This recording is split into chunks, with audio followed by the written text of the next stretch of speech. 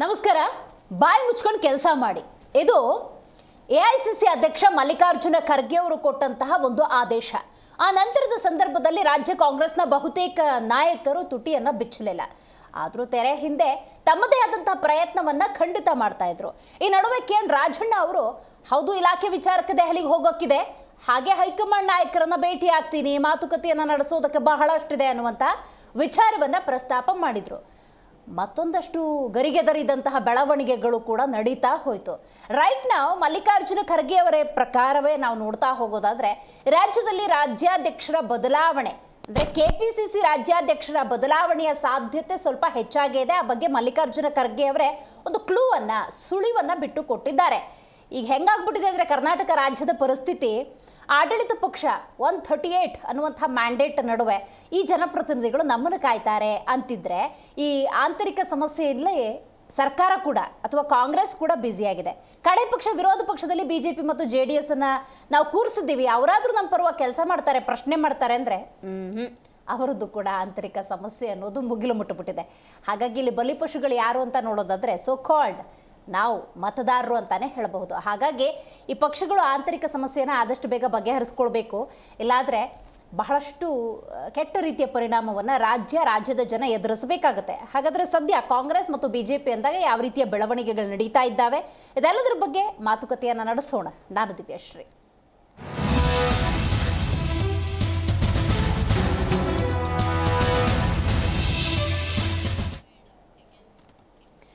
KPCC ಅಧ್ಯಕ್ಷರ ಬದಲಾವಣೆಯ ವಿಚಾರ ಮತ್ತೆ ಮುನ್ನೆಲೆಗೆ ಬಂದಿದೆ. ಇದಕ್ಕೆ ಕಾರಣಗಳು ಹಲವಾರು. ಆದರೆ ಎಐಸಿಸಿ ಅಧ್ಯಕ್ಷರು ಮಲ್ಲಿಕಾರ್ಜುನ ಖರ್ಗೆ ಅವರೇ ಮಾತಾಡಿರುವ ಪ್ರಕಾರ ಅಫ್ಕೋರ್ಸ್ ಕೆಲವೇ ದಿನಗಳಲ್ಲಿ ಕೆಪಿಸಿಸಿ ಅಧ್ಯಕ್ಷರ ಆ ಸ್ಥಾನದಲ್ಲಿ ಕೊಂಚ ಬದಲಾವಣೆಯಂತೂ ನಿಶ್ಚಿತ ಅಂತಾನೆ ಹೇಳ್ಬೋದು. ಹಾಗಾದ್ರೆ ಎಐಸಿಸಿ ಅಧ್ಯಕ್ಷ ಮಲ್ಲಿಕಾರ್ಜುನ ಖರ್ಗೆ ಏನು ಹೇಳಿದ್ದಾರೆ, ಬನ್ನಿ ಒಂದ್ಸಲ ಕೇಳ್ಕೊಂಬರೋಣ. ಒರಿಸ್ಸಾ ಮಾಡಿದ್ದೀನಿ, ಬಂದಿದ್ದೀನಿ. ಬ್ಯಾಕ್ವರ್ಡ್ ಕ್ಲಾಸ್ ಒಬ್ಬರು ಅಧ್ಯಕ್ಷ ಮಾಡಿದ್ದೇವೆ, ಬಂದಿದೆ. ಈಗ 3-4 ಮಾಡಿದ್ದೇವೆ, ಬಾಕಿ ಒಂದು ಆಗ್ತವೆ. ನೋಡಿ, ನಾನು ಸ್ಪೆಸಿಫಿಕ್ ಆಗಿ ಹೇಳಕ್ಕಾಗಲ್ಲ. ನಾವು ಯಾವ್ಯಾವ ಒಂದು ಆಗಿ ಮಾಡ್ತಾ ಇದ್ದೇವೆ. ಮತ್ತು ಇನ್ನೊಂದು 2-3 ದಿವಸದಲ್ಲಿ ಇನ್ನೊಂದು 2-3 ಸ್ಟೇಟ್ಗಳನ್ನು ಮಾಡ್ತೇವೆ. ಮತ್ತು ಕೆಲವು ಕಡೆ ಆಫೀಸ್ ಬೇರರ್ಸ್ ಏನು ಮಾಡಿಲ್ಲ, ಆ ಆಫೀಸ್ ಬೇರರ್ಸು ಮಾಡ್ತೇವೆ. ಮತ್ತು ಬೇರೆ ಬೇರೆ ಸೆಲ್ಲು ಡಿಪಾರ್ಟ್ಮೆಂಟು ಯಾವ್ಯಾವ ಮಾಡಬೇಕು ಅದನ್ನು ಒಂದು 5-8 ದಿವಸನಾಗ ಮಾಡಿ ಮುಗಿಸ್ತೀವಿ. ಒರಿಸ್ಸಾ ಮಾಡಿದ್ದೀನಿ, ಬಂದಿದ್ದೀನಿ. ಬ್ಯಾಕ್ವರ್ಡ್ ಕ್ಲಾಸ್ ಒಬ್ಬರು ಅಧ್ಯಕ್ಷ ಮಾಡಿದ್ದೇವೆ, ಬಂದಿದೆ. ಈಗ 3-4 ಮಾಡಿದ್ದೇವೆ, ಬಾಕಿ ಒಂದು ಆಗ್ತವೆ. ನೋಡಿ, ನಾನು ಸ್ಪೆಸಿಫಿಕ್ ಆಗಿ ಹೇಳಕ್ಕಾಗಲ್ಲ. ನಾವು ಯಾವ್ಯಾವ ಒಂದು ಆಗಿ ಮಾಡ್ತಾ ಇದ್ದೇವೆ. ಮತ್ತು ಇನ್ನೊಂದು 2-3 ದಿವಸದಲ್ಲಿ ಇನ್ನೊಂದು 2-3 ಸ್ಟೇಟ್ಗಳನ್ನು ಮಾಡ್ತೇವೆ. ಮತ್ತು ಕೆಲವು ಕಡೆ ಆಫೀಸ್ ಬೇರರ್ಸ್ ಏನು ಮಾಡಿಲ್ಲ, ಆ ಆಫೀಸ್ ಬೇರರ್ಸು ಮಾಡ್ತೇವೆ. ಮತ್ತು ಬೇರೆ ಬೇರೆ ಸೆಲ್ಲು ಡಿಪಾರ್ಟ್ಮೆಂಟು ಯಾವ್ಯಾವ ಮಾಡಬೇಕು ಅದನ್ನು. ಹಾಗಾದರೆ ಯಾರಿಗೆ ಆ ಕೆಪಿಸಿಸಿಯ ಗದ್ದುಗೆ ಅನ್ನೋದು ಸದ್ಯದ ಕುತೂಹಲ. ರೇಸ್ನಲ್ಲಿ ಬಹಳಷ್ಟು ಮಂದಿ ಇದ್ದಾರೆ. ಬಟ್ ಇಲ್ಲಿ DK ಶಿವಕುಮಾರ್ ಅವರು ಸದ್ಯ ಆ ಸ್ಥಾನವನ್ನು ಅಲಂಕರಿಸಿರುವುದರಿಂದಾಗಿ ಆ ಸ್ಥಾನದ ಜವಾಬ್ದಾರಿಯ ಬಗ್ಗೆ ನಾವು ಒಂದೆರಡು ಮಾತುಗಳನ್ನು ಹೇಳೋದಾದರೆ, ಕಳೆದೆರಡು ಚುನಾವಣೆಗಳಲ್ಲಿ ಒಂದಷ್ಟು ಯಶಸ್ಸನ್ನು DK ಶಿವಕುಮಾರ್ ನೇತೃತ್ವದಲ್ಲಿ ಪಡೆದುಕೊಂಡಿರೋದ್ರಿಂದಾಗಿ ಆ ಸ್ಥಾನದಲ್ಲಿ ಕೂತ್ಕೊಳ್ಬೇಕು ಅಂತ ಹೇಳಿದ್ರೆ ಖಂಡಿತವಾಗ್ಲೂ ಆ ಸಂಘಟನಾ ಚತುರತೆ ಅನ್ನೋದಿರಬೇಕು. ಕಾರ್ಯಕರ್ತರನ್ನು ಉತ್ಸಾಹಭರಿತರನ್ನಾಗಿ ಸದಾಕಾಲ ಕೆಲಸದಿಂದ ಇರುವಂತೆ ಮಾಡಬೇಕಾಗತ್ತೆ. ಏನು ಕರ್ನಾಟಕದಲ್ಲಿ ಬಹಳ ದೊಡ್ಡ ಮಟ್ಟದಲ್ಲಿ ಅಸ್ತಿತ್ವದಲ್ಲಿರುವಂಥ ಕಾಂಗ್ರೆಸ್ಸನ್ನು ಸುಸ್ಥಿರ ಸ್ಥಿತಿಯಲ್ಲೇ ಮುಂದುವರಿಸ್ಕೊಂಡು ಹೋಗುವಂಥ ಚಾಕಚಕ್ಯತೆ ಆ ರಾಜ್ಯಾಧ್ಯಕ್ಷರ ಸ್ಥಾನಕ್ಕೆ ಇರಬೇಕಾಗತ್ತೆ. ಆ ನಿಟ್ಟಿನಲ್ಲಿ ಯಾರು ರೇಸ್ನಲ್ಲಿದ್ದಾರೆ, ಯಾರಿಗೆ ಒಲಿದು ಬರುತ್ತೆ ಆ ಒಂದು ಸ್ಥಾನ ಅನ್ನುವಂಥ ಕುತೂಹಲ. ಮಗದೊಂದು ಕಡೆ ಈಗ ಮಲ್ಲಿಕಾರ್ಜುನ ಖರ್ಗೆ ಅವರು ಮಾತಾಡಿದ್ದನ್ನು ನೀವು ಗಮನಿಸ್ತಾ ಇದ್ರಿ. ಅಂದರೆ ಒಡಿಶಾದಲ್ಲಿ ಅಧ್ಯಕ್ಷರನ್ನು ಬದಲಾಯಿಸಿದ್ದೇವೆ, ಅಲ್ಲಿ ಹಿಂದುಳಿದವರನ್ನು ಅಧ್ಯಕ್ಷರನ್ನಾಗಿ ಮಾಡಲಾಗಿದೆ. ಈ ಸ್ಟೇಟ್ಮೆಂಟನ್ನು ಕೊಟ್ಟಿರೋದ್ರಿಂದಾಗಿ ಕೆಪಿಸಿಸಿ ಅಧ್ಯಕ್ಷ ಸ್ಥಾನ ಅಂದಾಗ ಅಲ್ಲಿ ಯಾರನ್ನು ಕೂರಿಸ್ತಾರೆ, ಹೀಗೊಂದು ಕುತೂಹಲ ಖಂಡಿತವಾಗ್ಲೂ ಇದ್ದೇ ಇದೆ. ಈ ಬಗ್ಗೆ ಮಾತಾಡಲಿಕ್ಕೆ ಮೊದಲನೇದಾಗಿ ನಮ್ಮ ಕಾರ್ಯಕ್ರಮದಲ್ಲಿ JDS ವಕ್ತಾರರಾಗಿರುವಂಥ ಡಾಕ್ಟರ್ ನಾಗೇಂದ್ರ ಅವರಿದ್ದಾರೆ. ನಮಸ್ಕಾರ. ಏನು ರಾಜಕೀಯ ವಿಶ್ಲೇಷಕರಾಗಿರುವಂಥ ಶಶಿಕಾಂತ್ ಎಡಳಿ ಅವರು ಝೂಮ್ನಿಂದ ಕನೆಕ್ಟ್ ಆಗಿದ್ದಾರೆ. ನಮಸ್ಕಾರ. ರೈಟ್, ಮಾತಾಡ್ತೀನಿ, ಹಾಗೆ ಸಂಪರ್ಕದಲ್ಲಿರಿ. ನಾಗೇಂದ್ರ ಅವರೇ, ಬಾಯಿ ಮುಚ್ಕೊಂಡು ಕೆಲಸ ಮಾಡಿ ಅಂತ ಹೇಳಿದ ನಂತರ ಸಂದರ್ಭದಲ್ಲಿ ಬಹುತೇಕ ಯಾರೂ ಅಷ್ಟಾಗಿ ಮಾತಾಡಿರಲಿಲ್ಲ.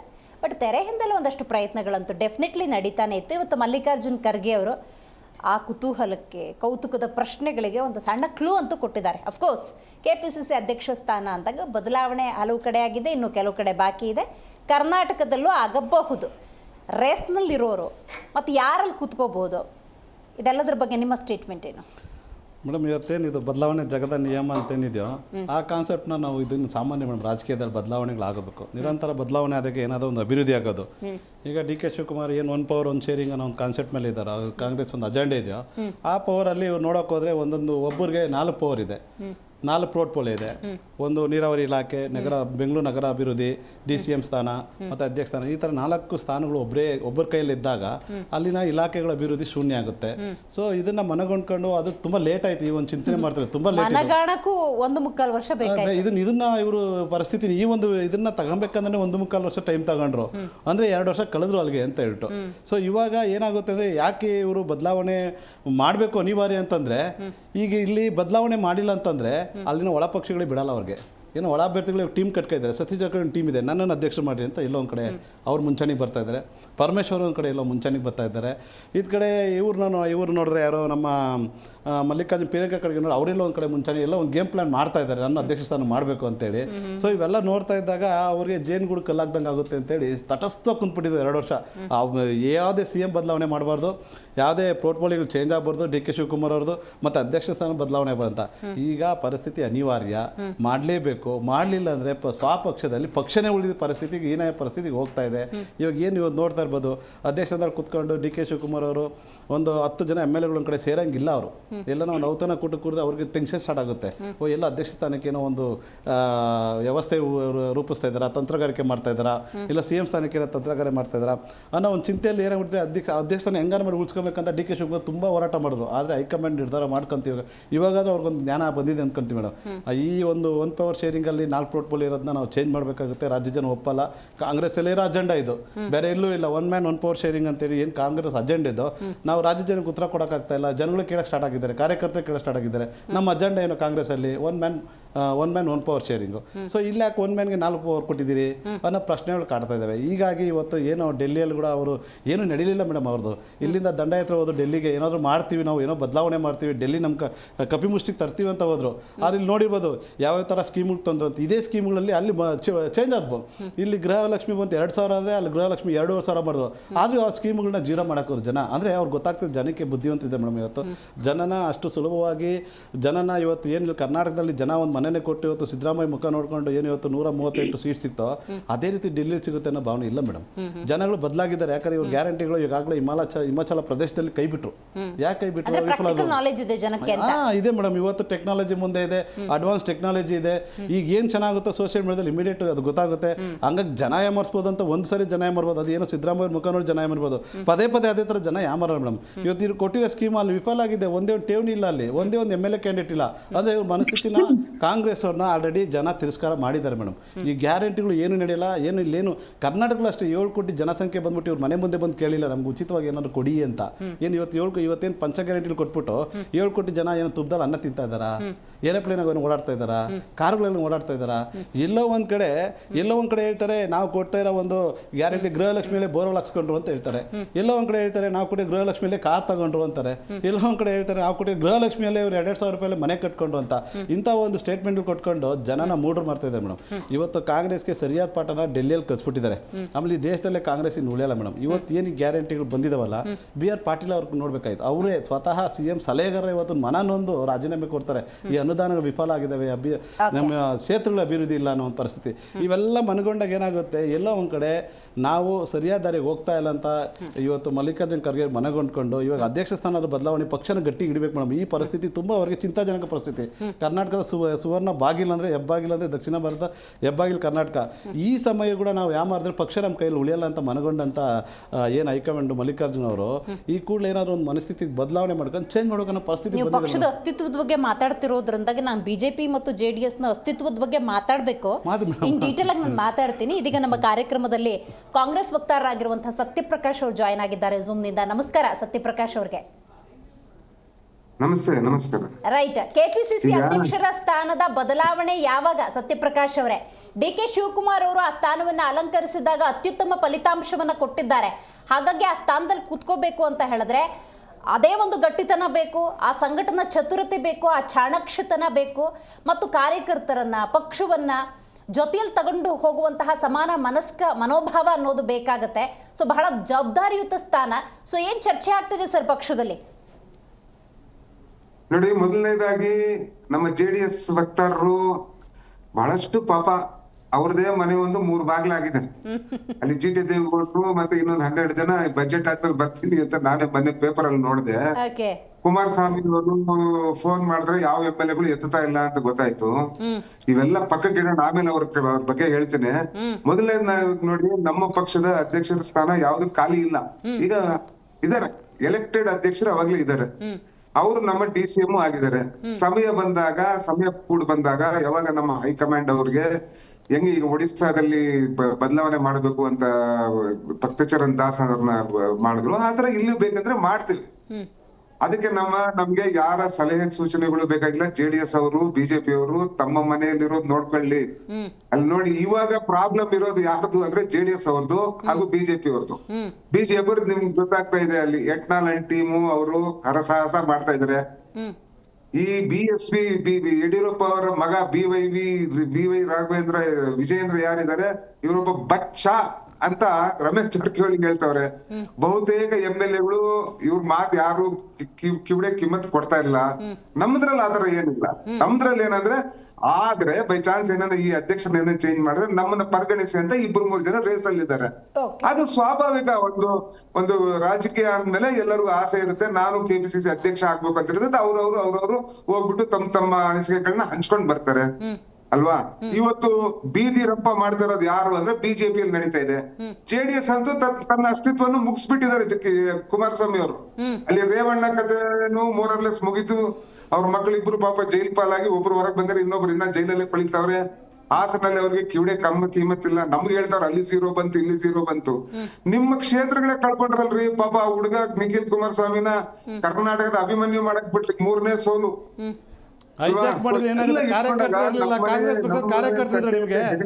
ಅಲ್ಲ, ಚನ್ನಪಟ್ಟಣದ ಕಾರ್ಯಕರ್ತರಿದ್ರ ನಿಮ್ಗೆ? ಕಾಂಗ್ರೆಸ್ ಕಾರ್ಯಕರ್ತರಿದ್ರ ನಿಮ್ಗೆ? ಈಗ ನಮ್ದೊಂದು ಪ್ರಶ್ನೆ ಭಕ್ತರಿಗೆ, ಕಾಂಗ್ರೆಸ್ ಭಕ್ತರಿಗೊಂದು ಪ್ರಶ್ನೆ.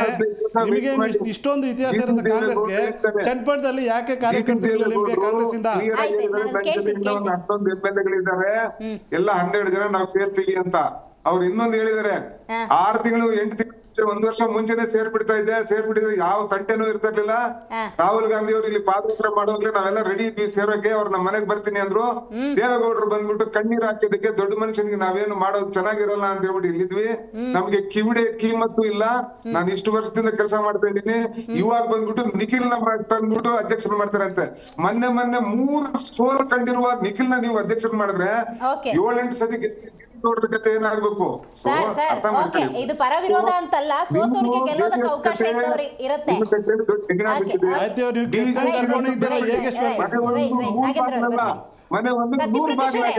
ಎರಡು ಪ್ರಶ್ನೆ ಇದೆ, ಸ್ವಲ್ಪ ಕ್ಲಾರಿಟಿ ತಗೊಂಡ್ಬಿಡೋಣ ಅಂತ ಹೇಳಿ. JDS ವಕ್ತಾರರು ಕೇಳ್ತಾ ಇದ್ರು, ಚನ್ನಪಟ್ಟಣದಲ್ಲಿ ನಿಮಗೆ ಯಾರು ಕೂಡ ಅಭ್ಯರ್ಥಿ ಅಂತ ಇರ್ಲಿಲ್ಲ ಅಂತ ಹೇಳಿದ್ರು. ಅದಕ್ಕೊಂದು ಕ್ಲಾರಿಟಿ ಕೊಟ್ಬಿಡಿ. DK ಸುರೇಶ್ ಯಾಕೆ ನಿಲ್ಸಿಲ್ಲ ಅಲ್ಲಿ? ಯಾಕೆ DK ಸುರೇಶ್ MP ಇಂದ ಸೋಲ್ಸಿದ್ರಿ, ಮತ್ತೆ ಚನ್ನಪಟ್ಟಣದ ಕ್ಯಾಂಡಿಡೇಟ್ ಆಗಿಲ್ಲ? ನಮ್ಮ ಕ್ಯಾಂಡಿಡೇಟ್ ಹೌದಾ? NDA ಕ್ಯಾಂಡಿಡೇಟ್ ಅವರು. NDA ಯೋಗೇಶ್ವರ್ ನಮ್ ಕ್ಯಾಂಡಿಡೇಟ್. ಕಾಂಗ್ರೆಸ್ ಅಲ್ಲಿ ಪಳಗಿರೋ ಹುಲಿ ಅದು. ರೈಟ್. ಸತ್ಯಪ್ರಕಾಶ್ ಅವರು, ಇನ್ನೊಂದು ಪ್ರಶ್ನೆ ನೋಡಿ. 1.25 ವರ್ಷ ಆಯ್ತು ನೋಡಿ ಕರ್ನಾಟಕದಲ್ಲಿ ಕಾಂಗ್ರೆಸ್ ಆಡಳಿತವನ್ನು ನಡೆಸ್ತಾ. ಜವಾಬ್ದಾರಿಗಳ ವಿಚಾರಕ್ಕೆ ಬರೋದಾದ್ರೆ, DCM ಸ್ಥಾನ, ನೀರಾವರಿ, ನಗರಾಭಿವೃದ್ಧಿ, KPCC ಅಧ್ಯಕ್ಷರು, ಈ 4 ಜವಾಬ್ದಾರಿಯನ್ನ DCM DK ಶಿವಕುಮಾರ್ ಹೊತ್ತಿದ್ರು ಅನ್ನೋದಾದ್ರೆ, ಈ ರಿಯಲೈಸೇಷನ್ ಸ್ವಲ್ಪ ಲೇಟ್ ಆಗಾಯ್ತು ಅಂತ ಅನ್ನಿಸ್ಲಿಲ್ವಾ? ನೋಡಿ, ಏನ್ ನಮ್ದು ಉದಯಪುರ್ ಡಿಕ್ಲರೇಷನ್ 1 man 1 post ಇದೆ. ಅದನ್ನ ನಾವು ಅನುಷ್ಠಾನಕ್ಕೆ ತಂದಿಲ್ಲ. ಅನುಷ್ಠಾನಕ್ಕೆ ತಂದ್ಮೇಲೆ ಎಲ್ಲರೂ ಚೇಂಜ್ ಆಗ್ತಾರೆ. ಅವಾಗ ಯಾರಿಗೂ ಒಂದು ಪೋಸ್ಟ್ ಗಿನ ಮೇಲಿರೋರಿಲ್ಲ. ಸರ್ಕಾರದಲ್ಲಿರೋರು ದೇವರಾಜ ಅರಸು ಕಾಲದಲ್ಲಿ ಅನುಷ್ಠಾನ ಆಗಿದೆ ಸರ್. ದೇವರಾಜ ಅರಸು ಕಾಲದಲ್ಲಿ ಇದೇ ಒಂದು ಪ್ರತಿಕ್ರಿಯೆ ಆಗಿತ್ತು. ಅದಾದ ತಕ್ಷಣ ಅಲ್ಲ, ನಿಮ್ಗೆ ಯಾಕೆ ಅಷ್ಟೊಂದು ಭಯ? ಭಯ ಅಲ್ಲ. ಅವ್ರು ಕೆಪಿಸಿಸಿ ಅಧ್ಯಕ್ಷರಾಗಿದ್ರೆ ನಿಮ್ಗೆ ಭಯನಾ? ಅಲ್ಲ, ಯಾಕ್ ಒನ್ ಭಯ? ಮ್ಯಾನ್ ಒನ್ ಪವರ್ ಶೇರಿಂಗ್ ಅಂತ ನೀವೇ ತಾನೇ ಡಿಕ್ಲೇರ್ ಮಾಡಿರೋದು. ನಿಮ್ದೇ ತಾನೇ ಅಜೆಂಡಾ, ನಿಮ್ದೇ ತಾನೇ ಅಜೆಂಡಾ. ಆಂತರಿಕ ವಿಷಯ ಆಯ್ತು, ಅಭಿವೃದ್ಧಿ ಏನಿದೆ ನಿಮ್ದು? ಸರ್, 4 ಇಲಾಖೆ ಅಭಿವೃದ್ಧಿ ಏನು? 4 ಇಲಾಖೆ ಅಭಿವೃದ್ಧಿ ಏನು ಸರ್? 4 ಅಭಿವೃದ್ಧಿ ಇಲಾಖೆ, 4 ಇಲಾಖೆ ಅಭಿವೃದ್ಧಿ ಏನು? 4 ಇಲಾಖೆ ಅಭಿವೃದ್ಧಿ ಏನು? ಚನ್ನಪಟ್ಟಣದಲ್ಲಿ ಮಣ್ಣು ಮುಗಿಸಿದ್ರು ಅಂತನಾ? ನಿಮಗೆ ಡಿ ಕೆ ಸುರೇಶ್ ನೀವು ಕ್ಯಾಂಡಿಡೇಟ್ ಆಗಿ ಇತಿಹಾಸ ಕಾಂಗ್ರೆಸ್ಗೆ ನಾಚಿಕೆ ಆಗಬೇಕು. NDA ಸರ್ಕಾರದಿಂದ ಆಪರೇಷನ್ ಮಾಡಿ ಸರ್ವೋಚ್ಚ ನಾಯಕರಾಗೋದ್ರಲ್ಲಿ ಹೊರ ಹೊಮ್ತಾ ಇದಾರೆ ಅವರು. ಅದಕ್ಕೆ ಭಯನಾ? ಏನಾಯ್ತು ಯೋಗೇಶ್ವರ್ ಪರಿಸ್ಥಿತಿ? ಏನಾಯ್ತು ಯೋಗೇಶ್ವರ್ ಪರಿಸ್ಥಿತಿ? ಏನಾಯ್ತು? ಏನ್ ಮಾಡಿದಿರಿ ಅವ್ರಿಗೆ? ಮೂಲೆ ಗುಂಪು ಎಲ್ಲ ಭಯ ಆಗ್ತಾ ಇದೆ ನಿಮ್ಗೆಲ್ಲ. ಯೋಗೇಶ್ವರ್ ಪರಿಸ್ಥಿತಿ ನಾಯಕರಾಗಿ DK ಶಿವಕುಮಾರ್ ಹೊರ ಹೊಮ್ತಾ ಇದ್ದಾರೆ. ನೋಡಿ, ಸ್ಟೇಟ್ಮೆಂಟ್ ನೋಡಿ ಕೊಡ್ತಾ ಇದ್ದಾರೆ, ನೋಡಿ ಮಾಧ್ಯಮದಲ್ಲಿ ಕೊಡ್ತಾವ್ರೆ, ನೋಡಿ ಪರಿಸ್ಥಿತಿ ನೋಡಿ. ಓಕೆ, ರೈಟ್, ಮಾತಾಡ್ತೀನಿ ನಾಗೇಂದ್ರ ಅವರೇ. ಸತ್ಯಪ್ರಕಾಶ್ ಅವರೇ ಮಾತಾಡ್ತೀನಿ, ಹಂಗೆ ಸಂಪರ್ಕದಲ್ಲಿರಿ. ಶಶಿಕಾಂತ್ ಹೆಡ್ಡಳ್ಳಿ ಅವ್ರು ಮಾತಾಡಬೇಕು. ಅಧ್ಯಕ್ಷ ಸ್ಥಾನ ಅಂದಾಗ ಪಕ್ಷಗಳ ವಿಚಾರಕ್ಕೆ ಬರೋದಾದ್ರೆ, ಅಧ್ಯಕ್ಷ ಸ್ಥಾನದಲ್ಲಿ ಯಾರೂ ಇಲ್ಲ ಅಂದರೆ ಶಶಿಕಾಂತ್ ಅವರೇ, ಒಂದು ಪಕ್ಷ ಅನ್ನೋದು ಅಧೋಗತಿಗೆ ಹೋಗುತ್ತೆ. ನನಗೆ BJP ವಿಚಾರ ನೆನಪಿಸ್ಕೊಂಡು ಹೇಳ್ತಾ ಇದ್ದೀನಿ. ಅಧ್ಯಕ್ಷ ಸ್ಥಾನದಲ್ಲಿ ವಿಜಯೇಂದ್ರ ಕೂತಿದ್ದಾರೆ, ಆದರೂ ಕೂಡ ಪಕ್ಷ ಅಸ್ತಿತ್ವಕ್ಕಾಗಿ ಹೋರಾಡುವಂಥ ಪರಿಸ್ಥಿತಿ, ಆಂತರಿಕವಾಗಿ ಸಮಸ್ಯೆಗಳಿದ್ದಾವೆ. ಇದು 2 ಉದಾಹರಣೆಗಳನ್ನು ನೋಡೋದು. ಅಧ್ಯಕ್ಷ ಸ್ಥಾನ ಇಲ್ಲ ಅಂದರೆ ಏನಾಗುತ್ತೆ, ಇದ್ರೂ ಏನಾಗ್ತಿದೆ ಅನ್ನೋದು ನೋಡ್ತಿದ್ದೀವಿ. ಈಗ KPCC ವಿಚಾರಕ್ಕೆ ಬರೋದಾದರೆ ಬದಲಾವಣೆ, ಅದರಲ್ಲಿ ಈಗ ಒಡಿಶಾ ಎಕ್ಸಾಂಪಲ್ ಕೊಡ್ತಿದ್ರು, ಹಿಂದುಳಿದ ವರ್ಗದ ಒಬ್ಬ ನಾಯಕರನ್ನ ನಾವಲ್ಲಿ ಕೂರಿಸಿದ್ದೀವಿ ಅನ್ನೋದಾದರೆ ರೇಸಲ್ಲಿ ಬಹಳಷ್ಟು ಸಂಖ್ಯೆ ಇರೋದ್ರಿಂದಾಗಿ KPCCಯ ಸದ್ಯದ ನಿಲುವು ಯಾವ ರೀತಿ ಇರುತ್ತೆ, ಯಾವ ರೀತಿ ಯಾವ ಆಯಾಮದಲ್ಲಿ ಅಲ್ಲೊಬ್ಬ ಅಧ್ಯಕ್ಷ ಸ್ಥಾನದಲ್ಲಿ ಯಾರನ್ನು ಕೂರಿಸಬಹುದು ಅಂತ ಅನ್ಸುತ್ತೆ ಶಶಿಕಾಂತ್ ಹೆಡ್ಡಳ್ಳಿ ಅವರೇ?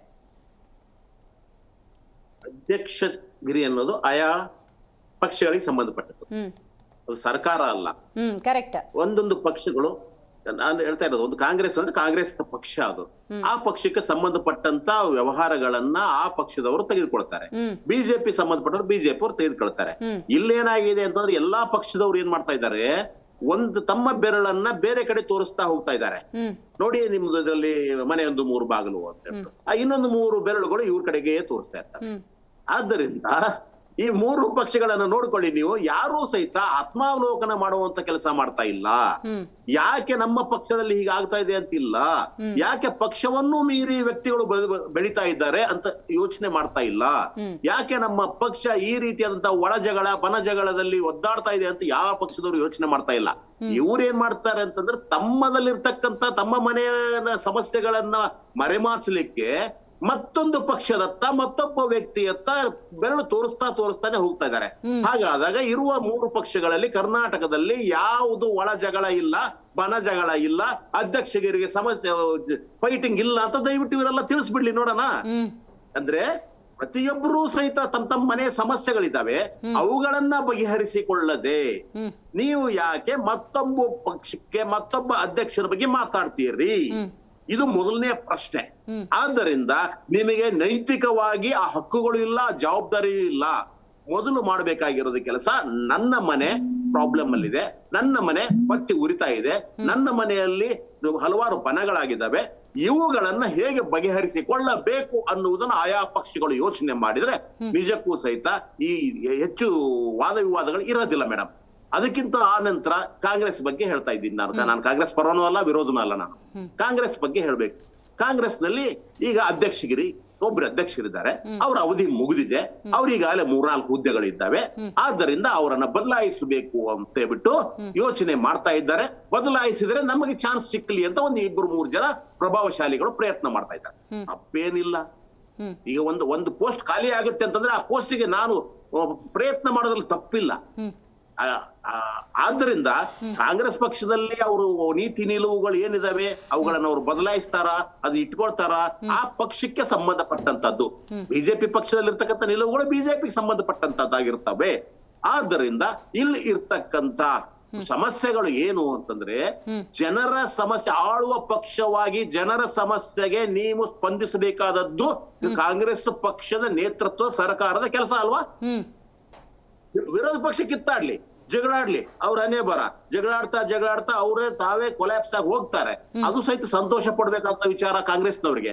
ಆದ್ರೆ ಕಾಂಗ್ರೆಸ್ನವರು ಮೊದಲು ಏನ್ ಮಾಡ್ಬೇಕು ಅಂತಂದ್ರೆ, ಜನರಿಗೆ ಯಾವ ರೀತಿಯಾಗಿ ನಾವು ಯೋಜನೆಗಳನ್ನ ತಲುಪಿಸಿದ್ದೀವಿ, ಇವರು ಅಪಪ್ರಚಾರ ಗ್ಯಾರಂಟಿಗಳ ಬಗ್ಗೆ ಮಾಡ್ತಾನೆ ಹೋಗ್ತಾ ಇದ್ದಾರೆ.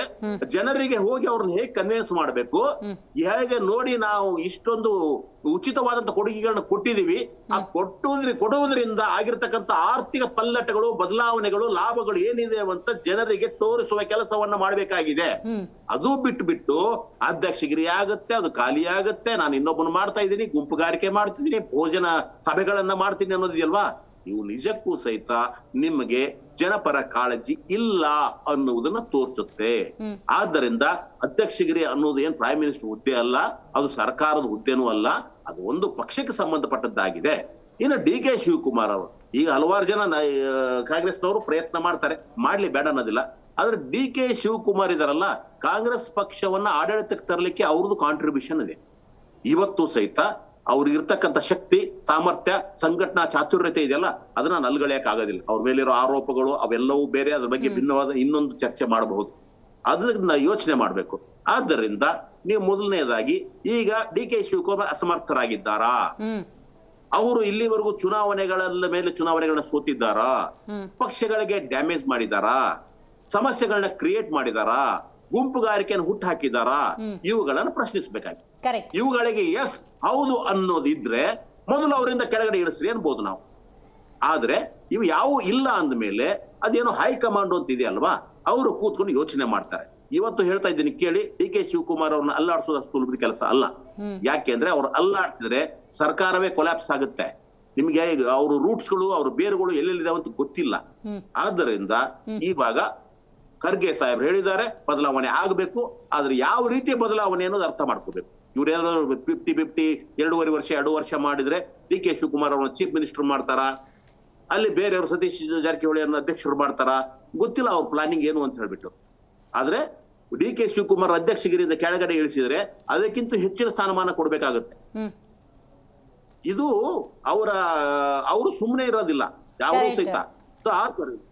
ಆದ್ದರಿಂದ ಕಾಂಗ್ರೆಸ್ ಪಕ್ಷ ಈಗ ನೀವು ಮಾನದಂಡದ ವಿಚಾರ ಹೇಳ್ತಾ ಇದ್ರಿ, ಅಂದ್ರೆ ಒಂದು ಹೈಕಮಾಂಡ್ ಅಂತ ಇರುತ್ತಲ್ಲ, ಅದೆಲ್ಲವನ್ನ ಸ್ಕ್ರೂಟಿನಿ ಮಾಡತ್ತೆ ಅಂತ ಹೇಳಿ ನೀವು ಹೇಳಿದ ರೀತಿಯಲ್ಲೇ ನೋಡೋದಾದ್ರೆ, ಈಗ ಪಕ್ಷ ಅಂದಾಗ ಪಕ್ಷಕ್ಕೆ ಅವ್ರೇನಾದ್ರೂ ವ್ಯತ್ಯಾಸವನ್ನು ಮಾಡಿದಾರಾ, ಪಕ್ಷ ವಿರೋಧಿ ಚಟುವಟಿಕೆಗಳಲ್ಲಿ ಭಾಗಿಯಾಗಿದ್ದಾರಾ, ಅವರ ಸಾಮರ್ಥ್ಯ ಏನು, ಇದೆಲ್ಲನೂ ಸಹಜವಾಗಿ ಮಾನಿಟರ್ ಮಾಡ್ತಾ ಇರತ್ತೆ. ಸೊ ಚಾನ್ಸಸ್ ಅಂತ ನಾವು ನೋಡೋದಾದ್ರೆ ಎಸ್, ವೆಲ್ ಆ್ಯಂಡ್ ಗುಡ್, ಒಳ್ಳೆ ರಿಸಲ್ಟ್ಸ್ ತಂದಿದ್ದಾರೆ, DK ಶಿವಕುಮಾರ್ ಅವರೇ ಸಮರ್ಥರು, ಲೆಟ್ ಹಿಮ್ ಕಂಟಿನ್ಯೂ, ಚಾನ್ಸಸ್ ಇರುತ್ತಾ? 100%. ಮತ್ತು ಅದನ್ನ ಬಿಡಕ್ಕಾಗಲ್ಲ. ಒಂದು DK ಶಿವಕುಮಾರ್ ಅವರಿಗೆ ಅದಕ್ಕಿಂತ ಹೆಚ್ಚಿನ ಬಹಳ ಮುಖ್ಯವಾದ ಪ್ರಮುಖವಾದಂತ ಹುದ್ದೆಯನ್ನ ಕೊಡಬೇಕು, ಅಧಿಕಾರವನ್ನು ಕೊಡಬೇಕು.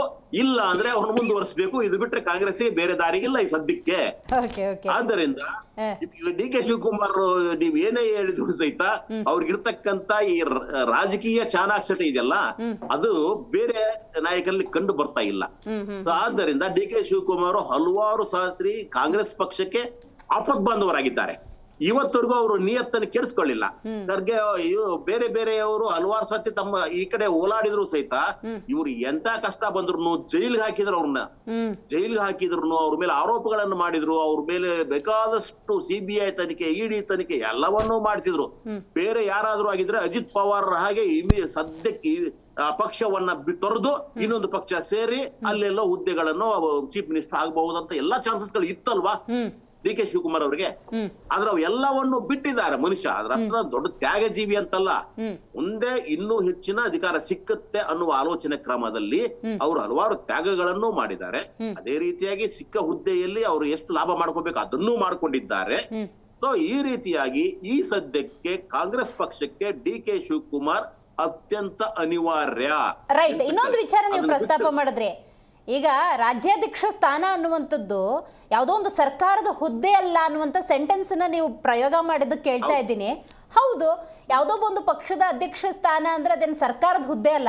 BJP ನೋಡಿ ಸರ್, ಅದೇ ಸ್ಥಾನಕ್ಕೆ ಸಂಬಂಧಪಟ್ಟಂತೆ ಇಷ್ಟೊಂದು ಆಂತರಿಕ ಕಲಹ, ತೇಜೋವಧೆಗಳು, ವಾಕ್ಸಮರಗಳು ಹೈಕಮಾಂಡ್ವರೆಗೂ ಹೋಗುತ್ತೆ. ಅಲ್ಲಿಂದ ಯಾರೋ ಪ್ರತಿನಿಧಿ ಬರ್ತಾರೆ, ಈ ಮಟ್ಟಕ್ಕೆ ಬಂದು ನಿಂತ್ಕೊಂಡ್ಬಿಟ್ಟಿದೆಯಲ್ಲ.